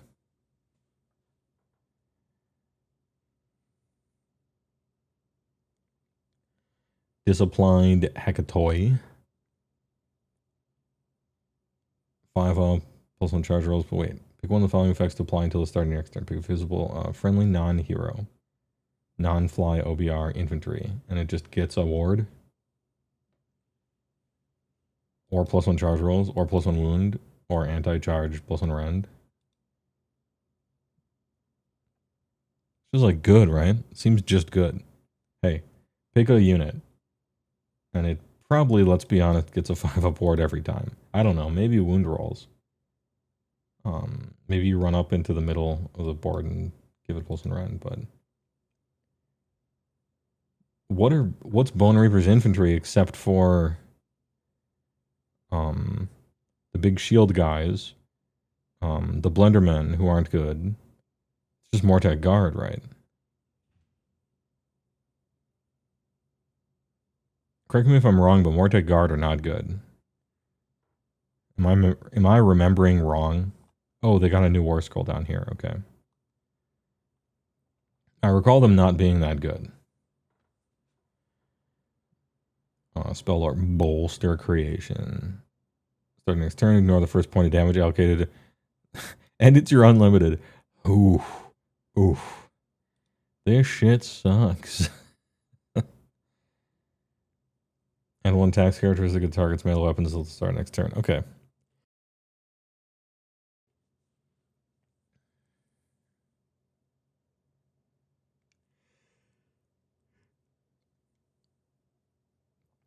I mean, +1 attacks characteristic with no limit. Like, it doesn't have to be infantry or something. Like, that's just a good spell. And then Soul Claim. D3 damage if any models are slain. You heal or return.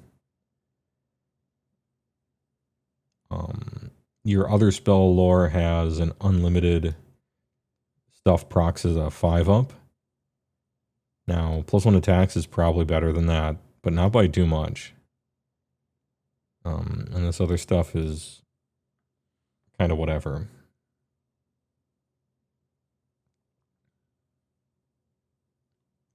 Mortar Guard are bad on paper, but okay in practice. Good. That's the kind of information I like getting, because I don't play the army, so I can only see it through paper. Yeah, and they're easy to cast too. They're on 5s. They finally started reducing spell costs. Nice to see. Mortesian Bones Haper. Turn friendly non-hero OBR wholly within this. Uses rally. You can make more rally rolls, and you can pick a Mortec Guard and set up half unit replacement. Right? It's good if you're playing Mortec Guard. And then here we have Mortec Guard.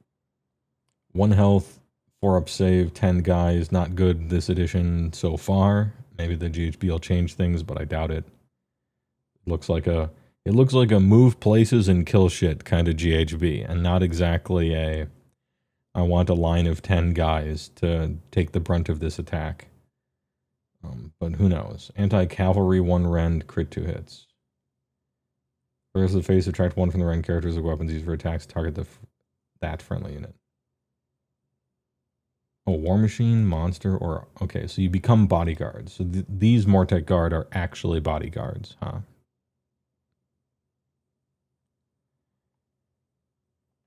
I probably want the other ones. Probably want the other Mortec Guard. Just a bit outside.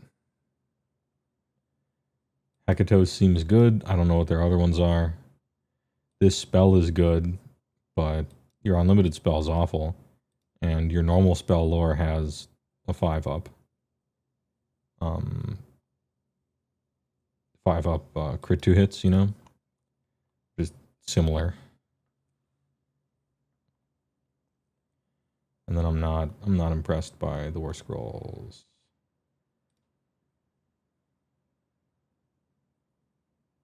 It doesn't make me like excited to play Mortec Guard OBR, that's for sure.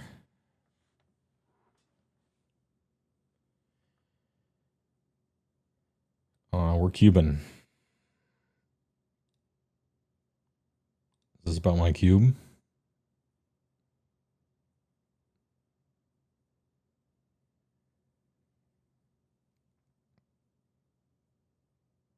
Catacross can gain obscuring despite being massive. That's right, he's an infantry. Is unlimited the biggest waste of space this edition? Is there an army where it matters? Yeah. It's just there's a lot of armies where your unlimited spell is either like not good or you're kind of wondering why it's unlimited. But I think it's a negativity bias. Like you remember the bad ones because they're funnier.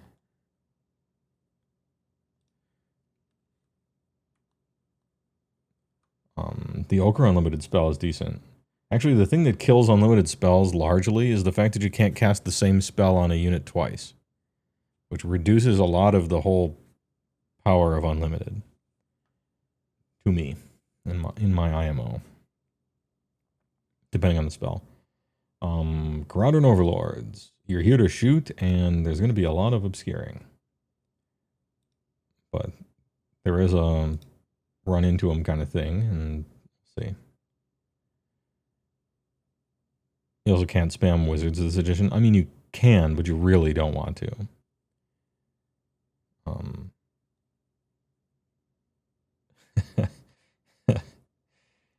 I suppose that's sort of the same thing.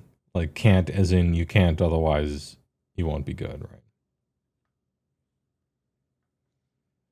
Spell in the bottle, DOA, because the best ones are 8+. I was going to say, I'm going to have to look through all of the endless spells and see which ones are 7 or less that are good. Because that was a poignant limitation they put on it. Incarnate's an 8, so you can't do that. I figured they wouldn't let you do that, right? Um,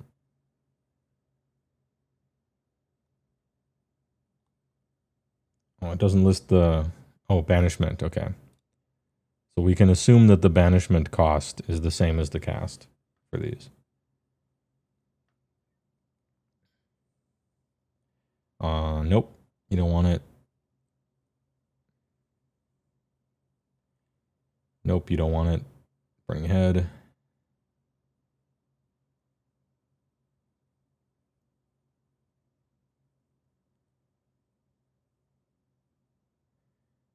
Nope. Oh wait, casting value 5. There it is. Summon reference. I didn't see it on there. Interrupt machines. Yeah. Pendulum. 6.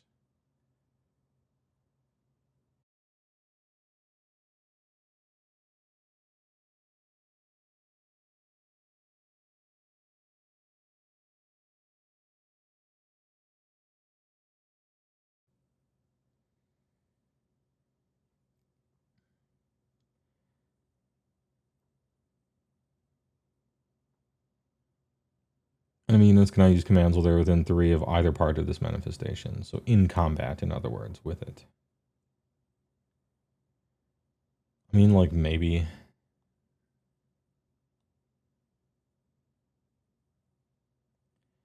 That one you can't do. Gnashing Jaws. 10 attacks, 4s and 2s, 1/1. Charge plus 1 damage.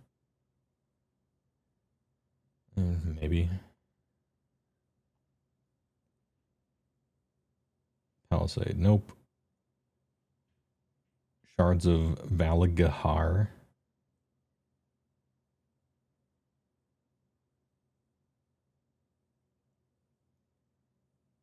Nope.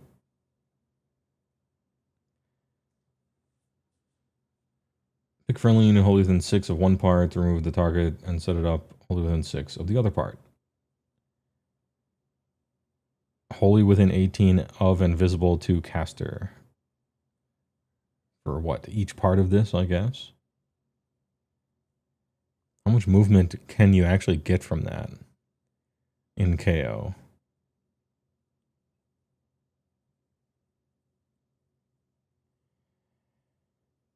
I'd have to, yeah.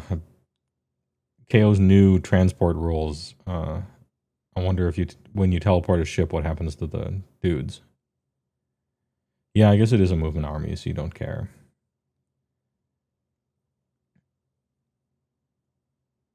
You have to roll a die to maybe not use commands.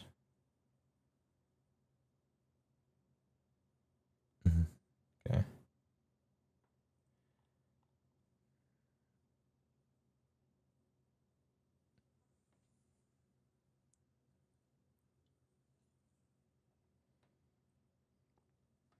I mean, shackles maybe.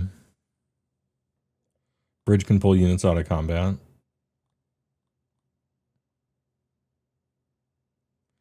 Your movement phase.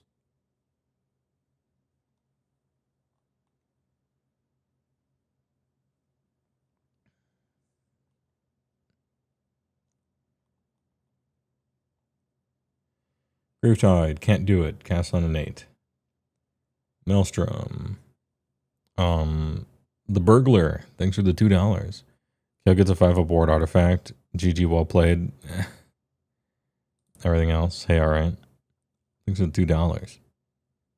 I'm just seeing real quick if any of these manifestations have changed hugely. Or if they're all as lame and boring as they were before. And they basically are. Okay, just making sure. Yeah, no Gravetide, no Sun, no Incarnate. So like what, chains, I guess? Shackles, maybe? I don't know. Actually not excited. Actually not excited about Spell in the Bottle. Karst Banana, Aether Powered Combat Rieg. 5 upward. Add 1 to the attack's characteristic of melee weapons. I mean, that's what you do. That's funny. Oh wait, that's not a ship. I thought I was reading ship rules for a second. That's not a ship.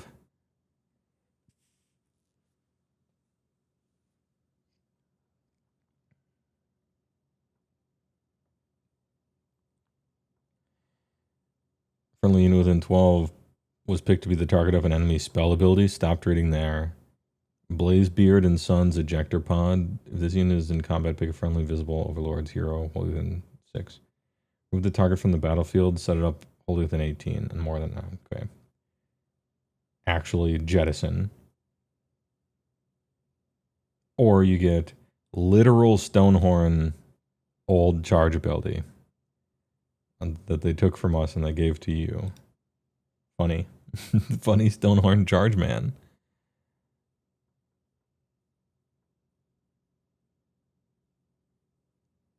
And then you get Grunstock, Gun Hauler, which is fun, and Code Right. Instead of being able to transport dudes, instead you can run and shoot. And also shoot and move. And also shoot. You just shoot. You're just a shooter shoot. Flying cannons. It's funny. I don't know if it's good, but it's what I would want to do with flying cannons. You shoot people with them.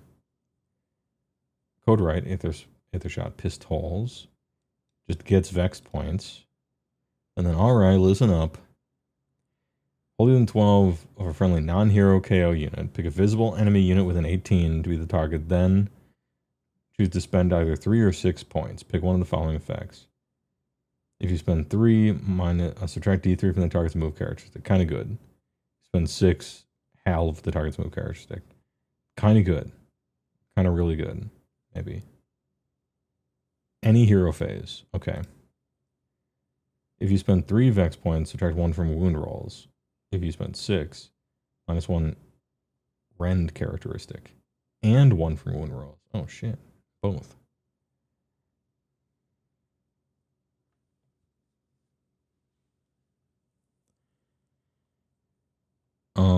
Code Right is kind of interesting. Gun Hauler is funny. Sky Vessel upgrades are fun. Artifacts of Power. I was excited about this until I read all the endless spells. And now I'm less so.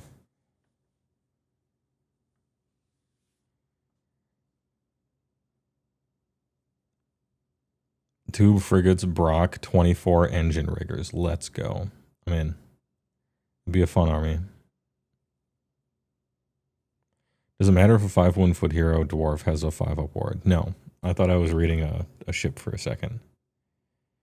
Did I see that right? The Purple Sun debuffs you now? It used to. Purple Sun used to debuff everything that was near it, even you.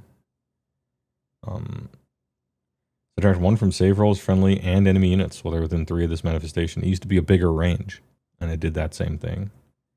And also did a shitload of damage, randomly, sometimes. Just mortal wounds exploding out of it. And it kind of does that too. It is Simular. Also has crit mortal, I guess, for its physical attacks.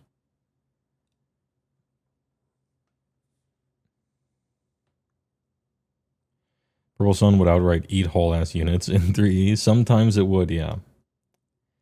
If it was what, supercharge linked in Seraphon, because you could Giga charge your endless spells briefly, which is a funny thing. KO goes in the just a bit outside. I think maybe above Gits. No, under Gits.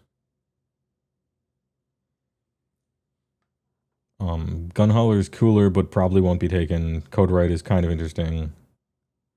Wait, what? Why am I putting in just a bit outside if they have nothing? You have Spell in the Bottle, but I don't think that's good anymore. Your artifacts of power don't matter. You get a free Sky Vessel upgrade, so you at least get a cube. and fucking Stonehorn charge thing. And you may or may not use these guys, but there's something. Yeah, I think this is fine. Just a bit outside. Certainly not upgrade complete. But I think they got more than a cube.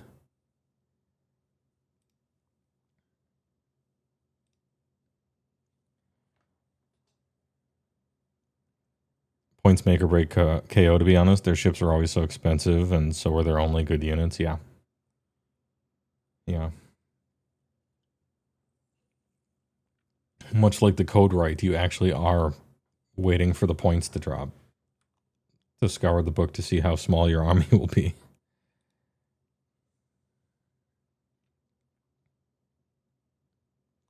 Unironically, Lifeswarm was one of the noteworthy ones when I was scrolling through Lish. Ironjaw Wolves. They did not bring back Smashing and Bashing, therefore it is a trash upgrade.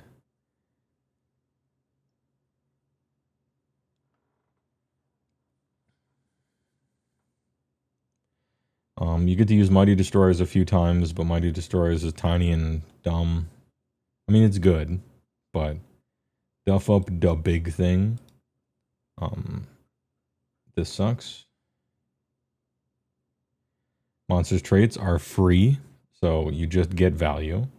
And it's big and mad and fasten, right? Madden's the best one. Sorry, Faston is the best one. Biggin is the Timmy one. And Madden is also the Timmy one. It's good. And then I remember reading through Gorgantas and not being very impressed. And then reading through Weird Brute Rekkas and not really being able to decide whether I liked them or not. But that sure doesn't get me to play them, probably. And, yeah, no smashing and bashing, no buy. Also a bunch of old other rules that they had that were fun too that they didn't get back. So they're not trash because they got free monster traits. They're all good. They're honorary trash because no smashing and bashing. If I were to rate them for real, I would put them probably at the top of just a bit outside. I wish the War Scroll upgrades mattered more.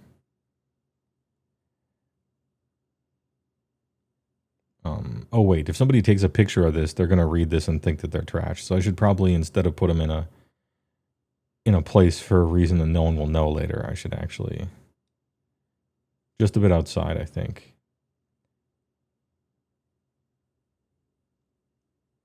If only those War Scroll updates were something.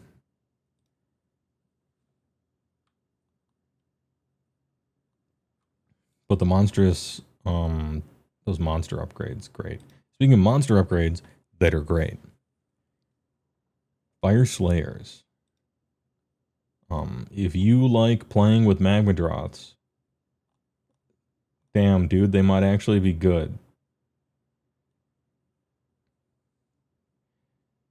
These are free monster traits.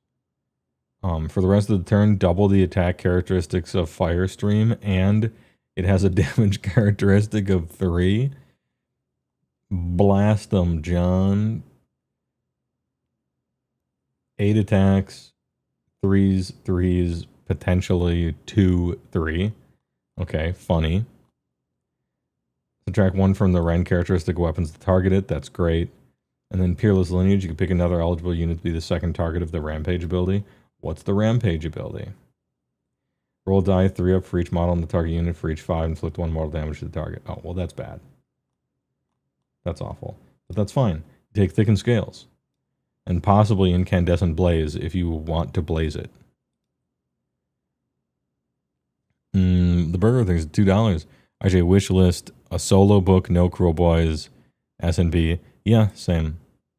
I think Cruel Boys deserves its own book, and Iron Jaws deserves its own book, with a whole ass of effort for each of them, instead of half. But I feel that way basically about every even get stuff, Either go full soup or give them their own books in my IMO.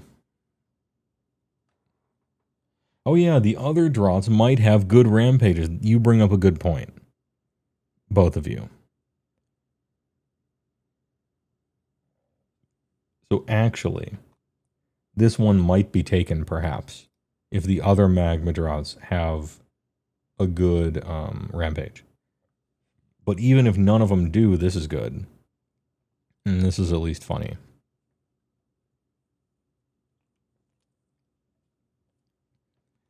So you get a pass. Per lore. Every next turn, if any damage points are inflicted on an enemy by volcanic blood, after the damage sequence has been resolved, inflict 3 on the enemy unit.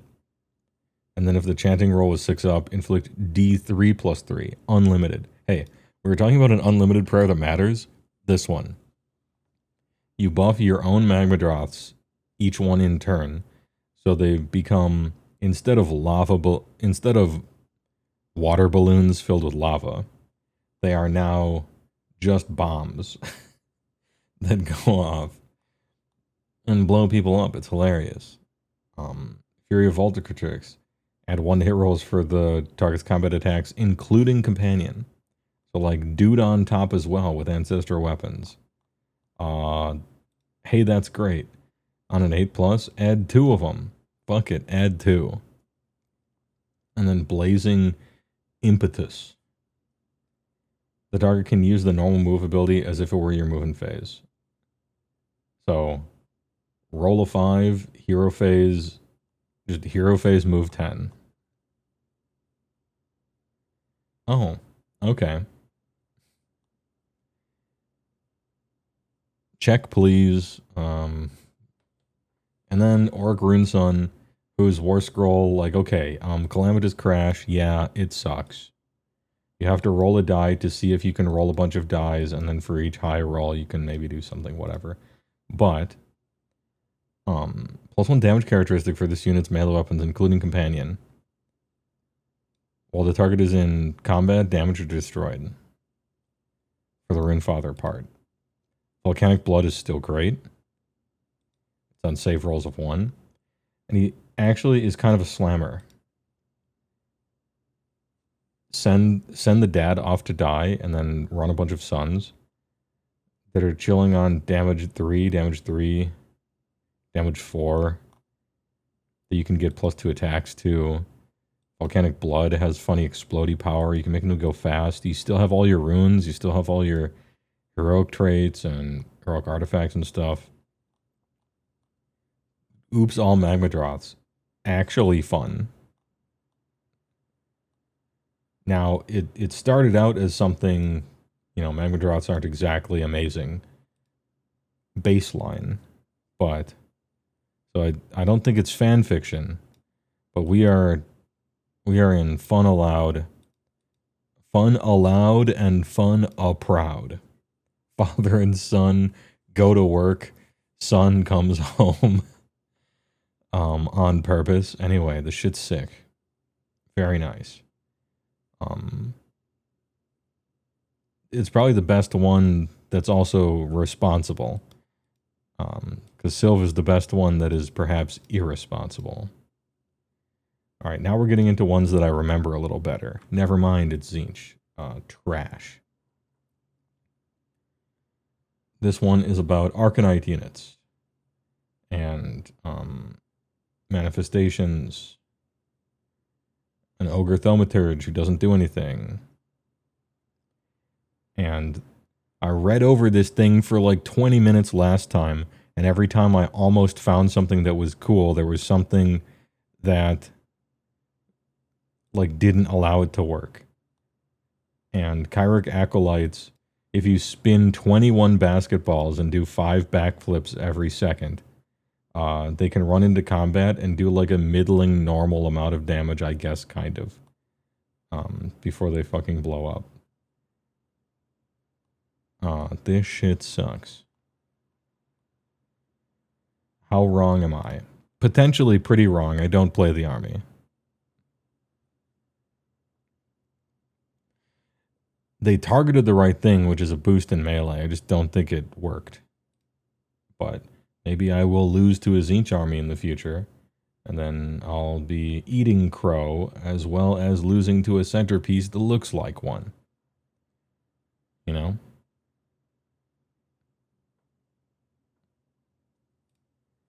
Anyway, nice cube.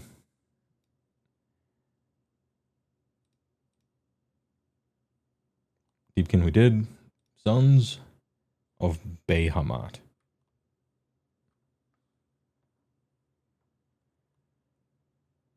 You are huge.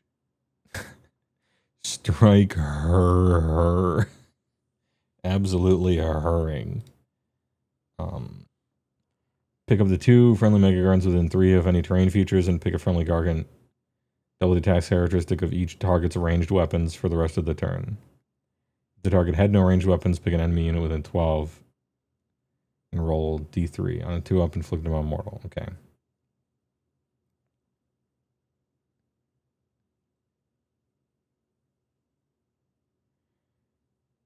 Once per turn army, shooting phase.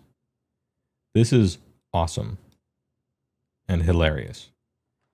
I know we just said shooting sucks now, but look at all this terrain. You're going to be able to be near terrain to throw this shit. Doubling the attack characteristic of ranged weapons is actually good on a few of the Gargants. Lofty Lotus.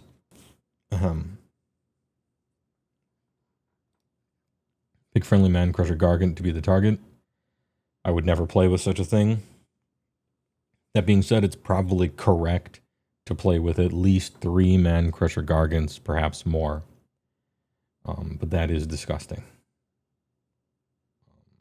Big personalities. +1 to hit if it targets an enemy unit contesting an objective you do not control. Which means it just hasn't gotten to the end of turn yet, because if you're on an objective, brother, you control it. Right?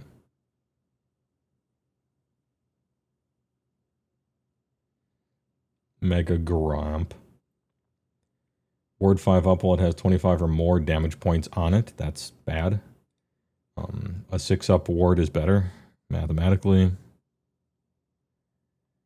Control doesn't happen until end of turn. That is correct. Isn't that what I said? I said you're going to get +1 to hit until the end of turn, and then you never will again because you always control everything. I mean, you'll be contesting it, but... And then Terrifying Bulk. This unit is not in combat, roll a die on a 3-up. You can change one of the die in that charge to roll of a 1. This thing is awesome for them. Game-losingly strong ability. Terrifying Bulk. Taking it. Best trait in the book. Big ups, big wins.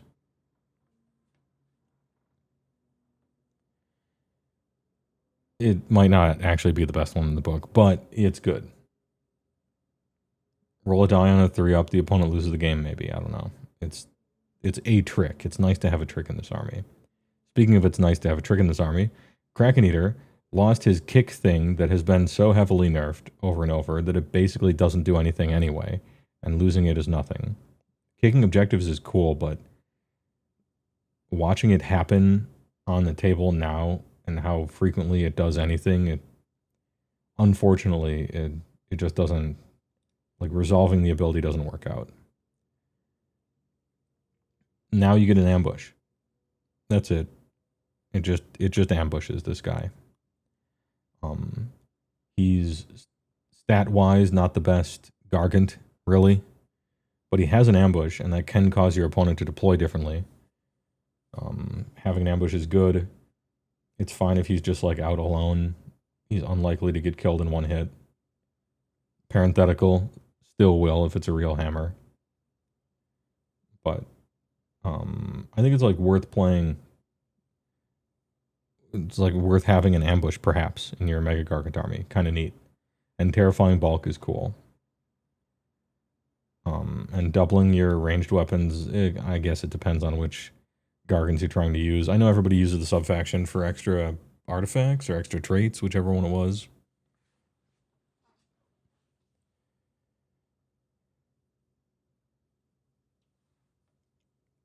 Kraken plus 30 points, plus 1 damage on club, deep strike, but can't use the extra calloused feet artifact.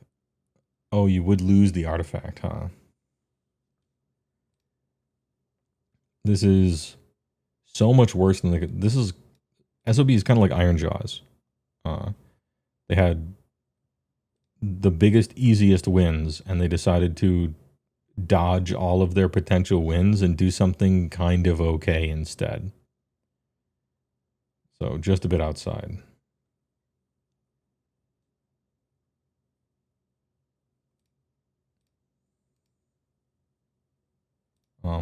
Daughters of Kahani.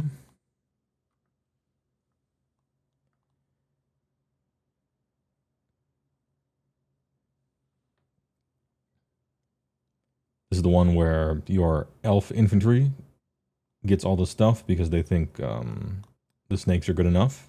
So we're targeting your elf infantry. 5 up until you have used the fight ability is interesting. Your prayer lore is good. Target can move up to 6. You love to see it. Kind of defense, and then add 1 to wound rolls. You got a movement prayer, you got a defense prayer, you got an offense prayer. I mean, that's kind of how you write it up, right? That's what you want to do. Do that, you know. And then we get Crethuza, absolutely ludicrous war scroll, basically Drycha. As far as like abilities on her war scroll that do not stop being amazing, here it is. She's not as good as Drycha because Blood Slick Ground is game warping, but you get ritual points. Your prayer is amazing. Every part of the prayer is amazing. You get all the things if you get a 9. It starts on a 3. That's great. Gift of Foot Sight. You get to resurrect half unit. Double priest. Flies. Actually fits well in the force organization chart. Just top to bottom home run. And then Bloodrack Shrine that I thought didn't look any good. But Vince said was okay. Because he plays the army. And so I figure he knows what he's talking about. So, I mean, Doc kind of slamming it. Fun, absolutely allowed. Bordering on fanfiction, actually, with Cthulhu specifically. But I don't know if...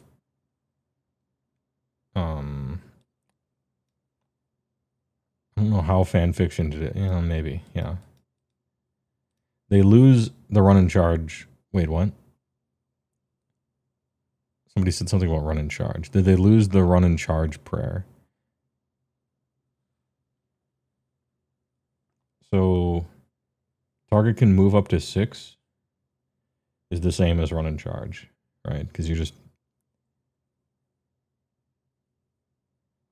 I feel like that's the same thing.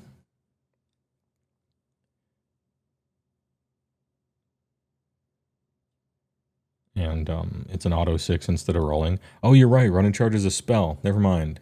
You lose nothing. Good day, sir. Please enjoy. Is she the only double priest? In Doc, I think. But there's the big rat's a double priest. I think somebody else is a double priest too, but I'm not sure. Yeah, we're in fanfiction mode. But decidedly probably not as annoying as Sylvaneth to play against. But hey, it's better than what it looks like here. We started with some clunkers, I guess. Don't worry about it. It's the direction that's important. Serapihan. Serepahan. Oh, speaking of good news, do you like big dinosaurs? Do you wish you could play big dinosaurs in the big dinosaur army and have the dinosaurs act like dinosaurs? by doing damage. Well, you've been waiting 12 years and or whatever, and here it is. Oh, you're right. Ionis Cryptborn is a double pope. A double poper as well. You are correct. You get 2 asterisms. This one doesn't matter too much. Take the movement one, right? You have the 3-up don't die thing, which I normally don't like. And then you have a weird, your skinks act like Skaven and scurry out of combat sometimes. The heroic traits section of the Seraphon update is not the impressive part, right? It's the free monsters traits. One of your monsters becomes a Realm Shaper engine that starts shooting lasers at people, and it becomes immune to the mortal damage of its own lasers. So that's fucking funny, first of all. Add 1 to hit rolls for attacks made by the unit's companion weapons. Oh, so Black Clatterhorn. That's good for combat. And pick an enemy unit in combat with this to be the target roll die. If the roll equals or exceeds the target's save characteristic, subtract 1 from save rolls for the target for the rest of the turn. Ooh. So if their save is good, it gets worse. And if their save sucks, you won't roll higher than it, but their save sucks anyway, so you don't care. All your monster traits are good. Oh, but your monsters kind of, like, they're not that great, right? You are right, however. Now you have the Source Old Blood, who kind of fucks shit up. This guy now. This man. Add 1 to damage characteristic of this unit's companion weapons while it's within 6 of any enemy that is damaged or missing models. So all you have to do is that. And, you know, maybe it's an Ancient Defender for +1 to hit. Maybe it's an Armor Cruncher for +1 rend, kinda. Maybe it's a Realm Shaper engine. Funny, right? Anyway, guys chilling on 6 attacks. Rend 1 or 2, damage 3.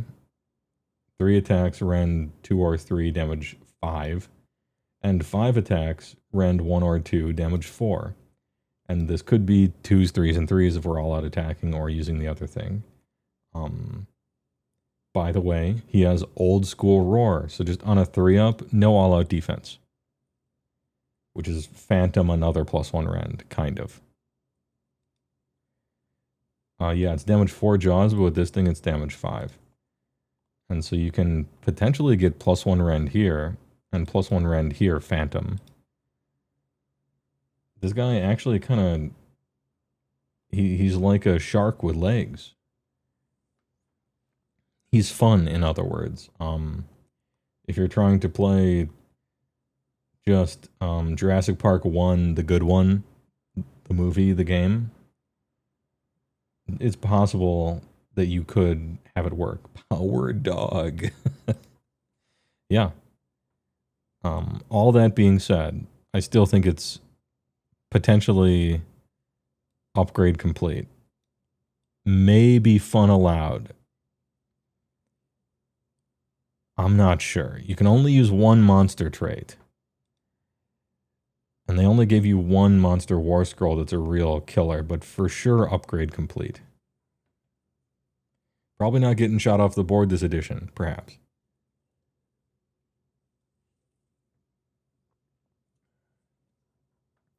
Yeah, for me it's right on the line here, but they could have... Give me a way to get 1 more monster, to like an additional monster trait maybe in my army. And 2 war scrolls instead of 1, then it would have been fun allowed. As it stands, playing actual dinos in the dino army has been upgraded to possible. Which I'll take, that's a win.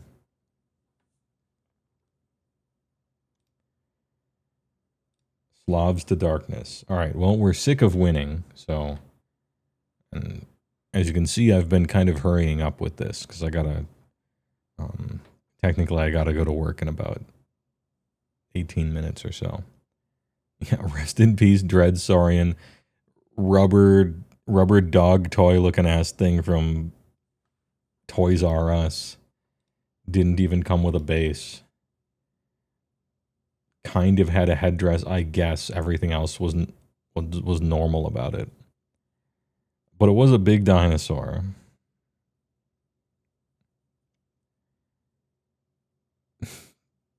Playing on a pan pizza, yeah. This whole thing makes your... I'm gonna Cliff Notes this. Hey, you know all the units that look the coolest that are really interesting and already good? This is buffing the random tag-along barbarian guys that no one cares about or likes and are bad. Does it make them good? No. Here's a new Abraxa. She's arguably worse than the old Abraxa. But in a very different way.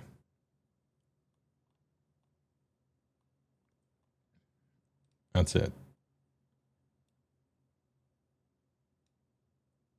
What about my cube? Probably the top of cube. No, actually not. Right there. They partially fixed one of the problems with your little Dark Oath hero guys, kind of. They targeted the problems correctly. It's just those guys suck so much that I'm not sure what could have saved them. And yeah, actually one of the silver linings is Abraxia with Therodons. So not Dark Oath actually, but Therodons and Abraxia just playing huge fucking crap. So anyway, nice cube.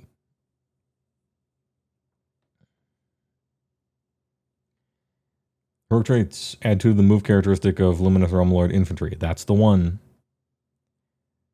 You love to see it. What's the problem with infantry? It's not fast enough. This just does it. Flawless Commander. Other ones, not much. Then you have a spell lore, which we went over before, but suffice it to say that your other spell lores are simply better than this one.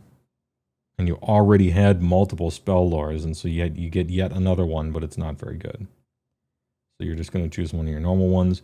They gave you another Light of Altharion. This one is more interesting than the other one because he is a Scar Blood Wraith. He's a Green Knight. In that, when he dies, simply summon an endless spell, and he shows up instead. And now he's back, baby, to run straight at the enemy and have a bunch of guy riding a mount ability attacks. Ren 3, damage 3. Oof. Kind of puts the hurt donut on it. And then whenever he eventually goes down, hell, dude, you got two uses. You get 2 bites at the apple. Value. Plus he looks awesome. And that's fun. And he looks slow, but you got a bunch of stuff in Lumineth to make him fast if you really want to. He's cool. Venari Banner Blades. This dude is Flag Chad. He has an ability where you just straight up add +1 to save rolls for infantry while they're contesting an objective. Just straight +1 to save rolls. That's great. If it were first edition, that would be build warping around him, League good. It's not that good anymore, but it's still great, and he looks awesome. Is infantry fixed? No. At the end of the day, you get +2 move, and a cool banner blade, and Light of Eltharion if you're taking that pet choice, right? Spell lore, not really. Kind of nothing else. I don't know. Not too much here, but I suppose Lumineth have 1,000,000 units, so it's rough to get them all. Considering they gave you yet another spell lore and you didn't need another one, I feel like we're just a bit outside here. Possibly even underneath Storm. No, not underneath Stormcast. Yeah, just a bit outside. +2 move and potentially +1 save rolls. Funny guy who comes back to life. Is it enough? I don't know. But it's targeting the right place. And it's kind of cool. Take light and Godric and then just a ton of infantry. Dude, that's a cool army idea. Unironically. A cool army idea.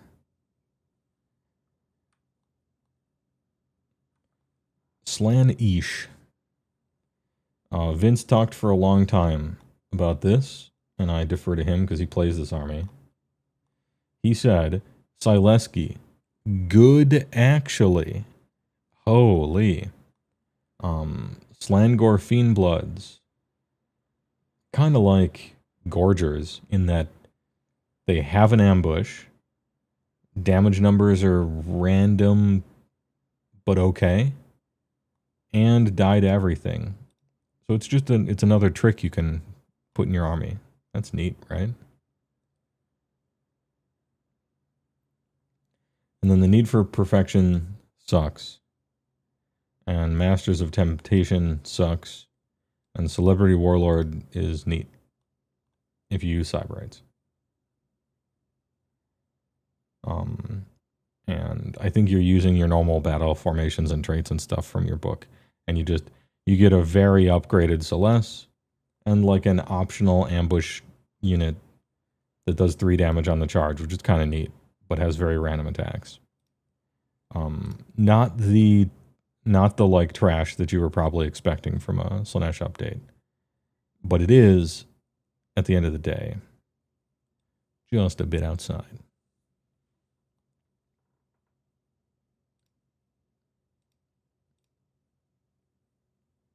And Ogamar tribes. What do we got here? We got fixated on feeding. This very confusingly written ability that I had to live look up several rules interactions for. And at the end of the day, it's okay. Enemy charge phase. You can essentially redeploy. Like, the long and short of it is, you get a bonus redeploy on enemy charge phases for free.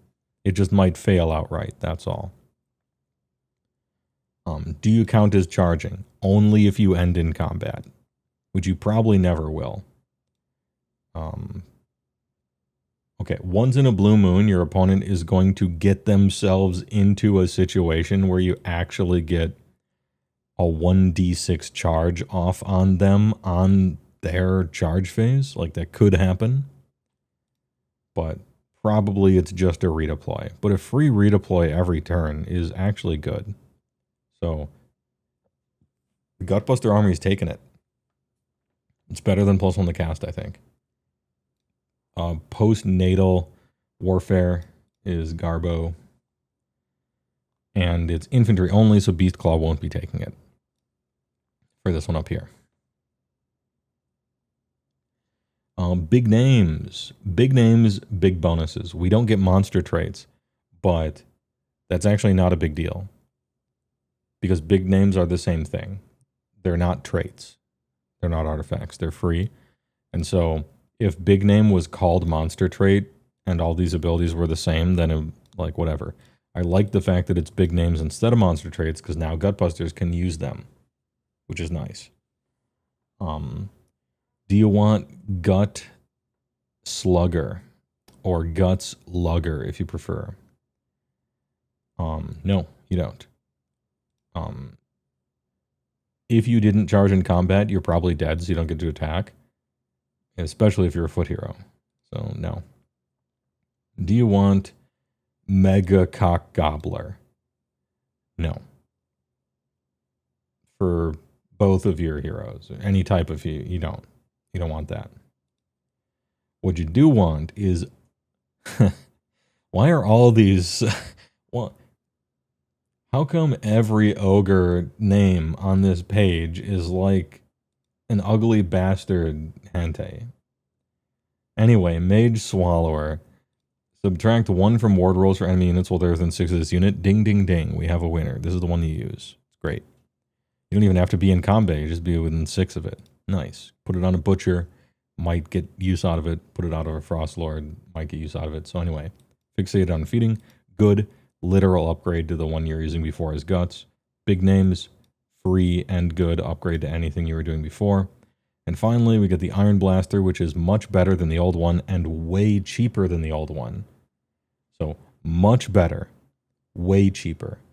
It's okay. You can't spam them because the ability only works once per turn, so you're going to only take one if you feel like it. It's okay.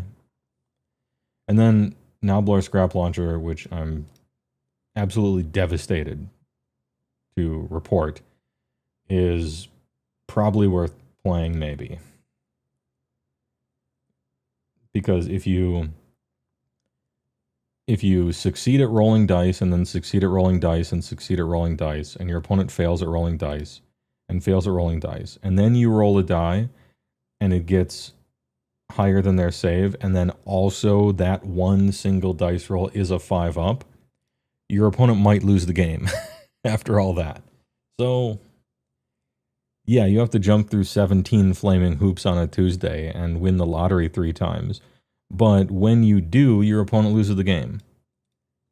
And, you know, things are actually kind of cheap. So,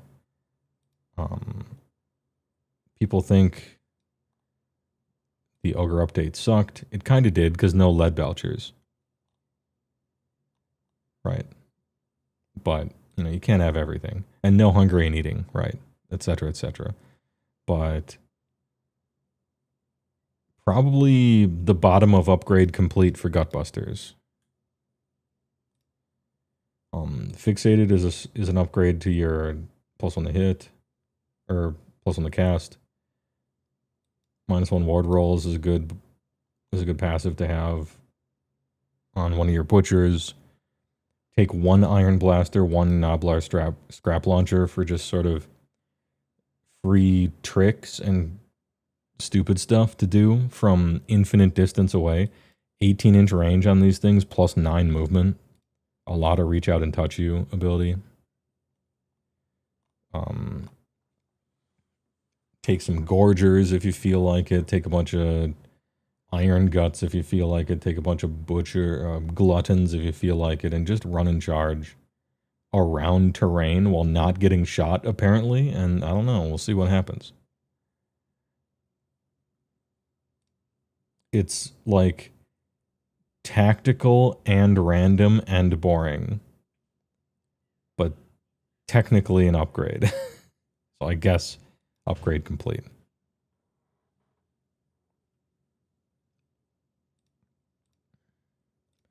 Maggotkin of Nurgle. Hey, who likes damage?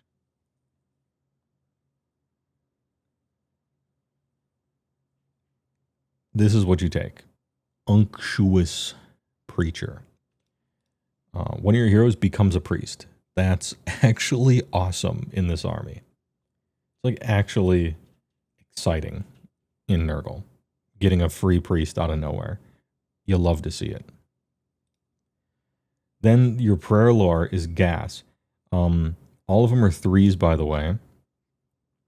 +2 move characteristic. If it was 6 up, you can charge even if you retreated. Hey, all right. Your unlimited is +2 move.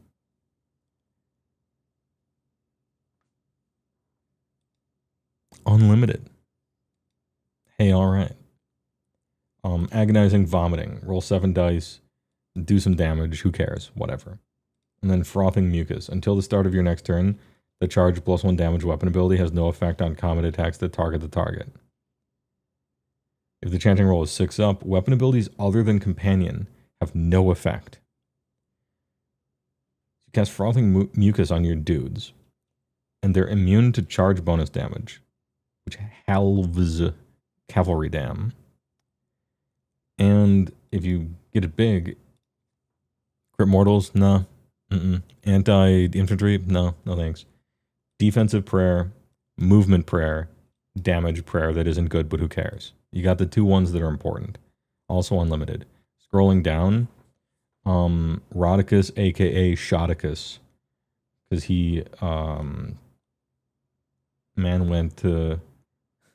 went to that bass fishing pyramid, in Utah, and he bought himself some home protection. Now, 5 attacks, 1 Ren, 3 damage, 2, and a bunch of 10s. Okay, yeah, whatever. He bought himself an artifact from the old book, and now he just equipped it. Subtract 1 from save rolls from enemy units while they're within 6 inches of this unit. That's the Wither Stave. So these Ren numbers are kind of like 2, 3, 1. Plus whoever else is fighting here. Yeah, just -1 save rolls. Do I have to roll a 3 up to do that? You do not. Do you have to cast a spell? No, it just works. Virulent Downpour 7. Add 3 to the range of this unit's Befouled Rainfall, which is this thing. For the rest of the battle, the Dong expands. This unit can be affected by this ability multiple times, and they're cumulative, then inflict 1 mortal on every enemy within range. You cast it, 9 inches.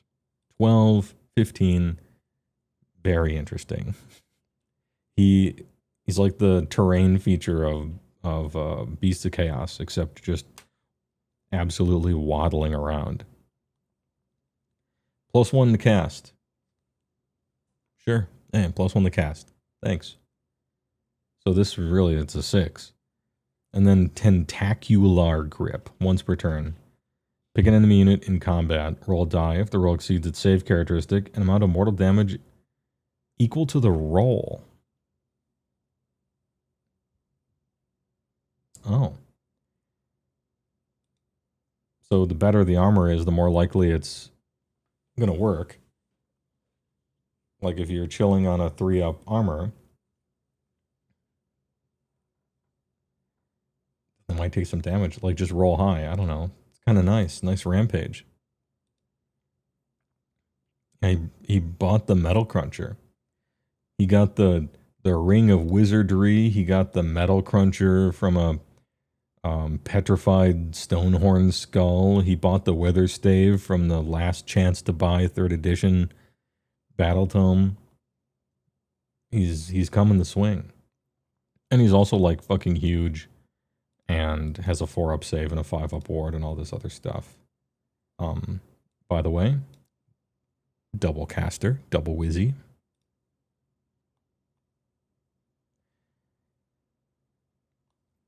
Anyway, so Rodicus, Shoticus, a prayer lord that's great. You get a free priest in your army out of nowhere. And yet it's still not fan fiction. It's just fun aloud. It's just great. It's great. Could have done more. Could have been better. But damn, it's pretty good. It's actually pretty good. Probably better than Skaven. You love to see it. It's not fan fiction, you know.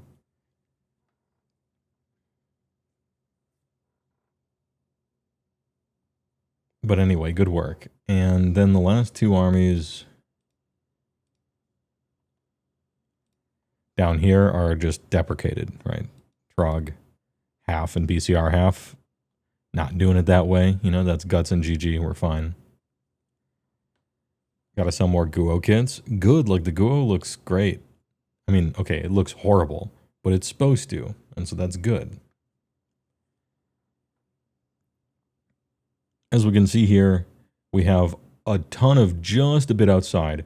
They targeted the right areas. And indeed, it's better.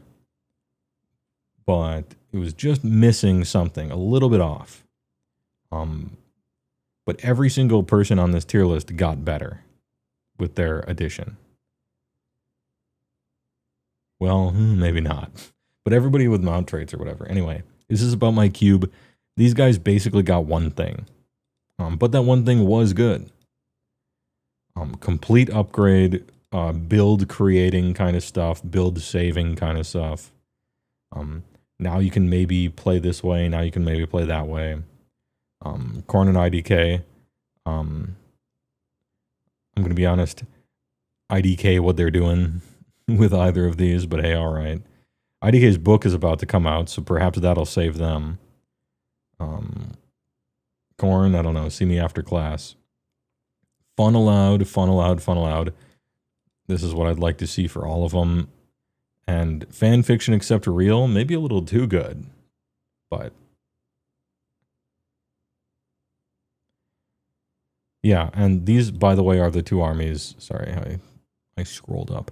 These are the two armies that are getting the most recent two battle tomes in the future. So the tomes will sweep in, and all this will be water under the bridge.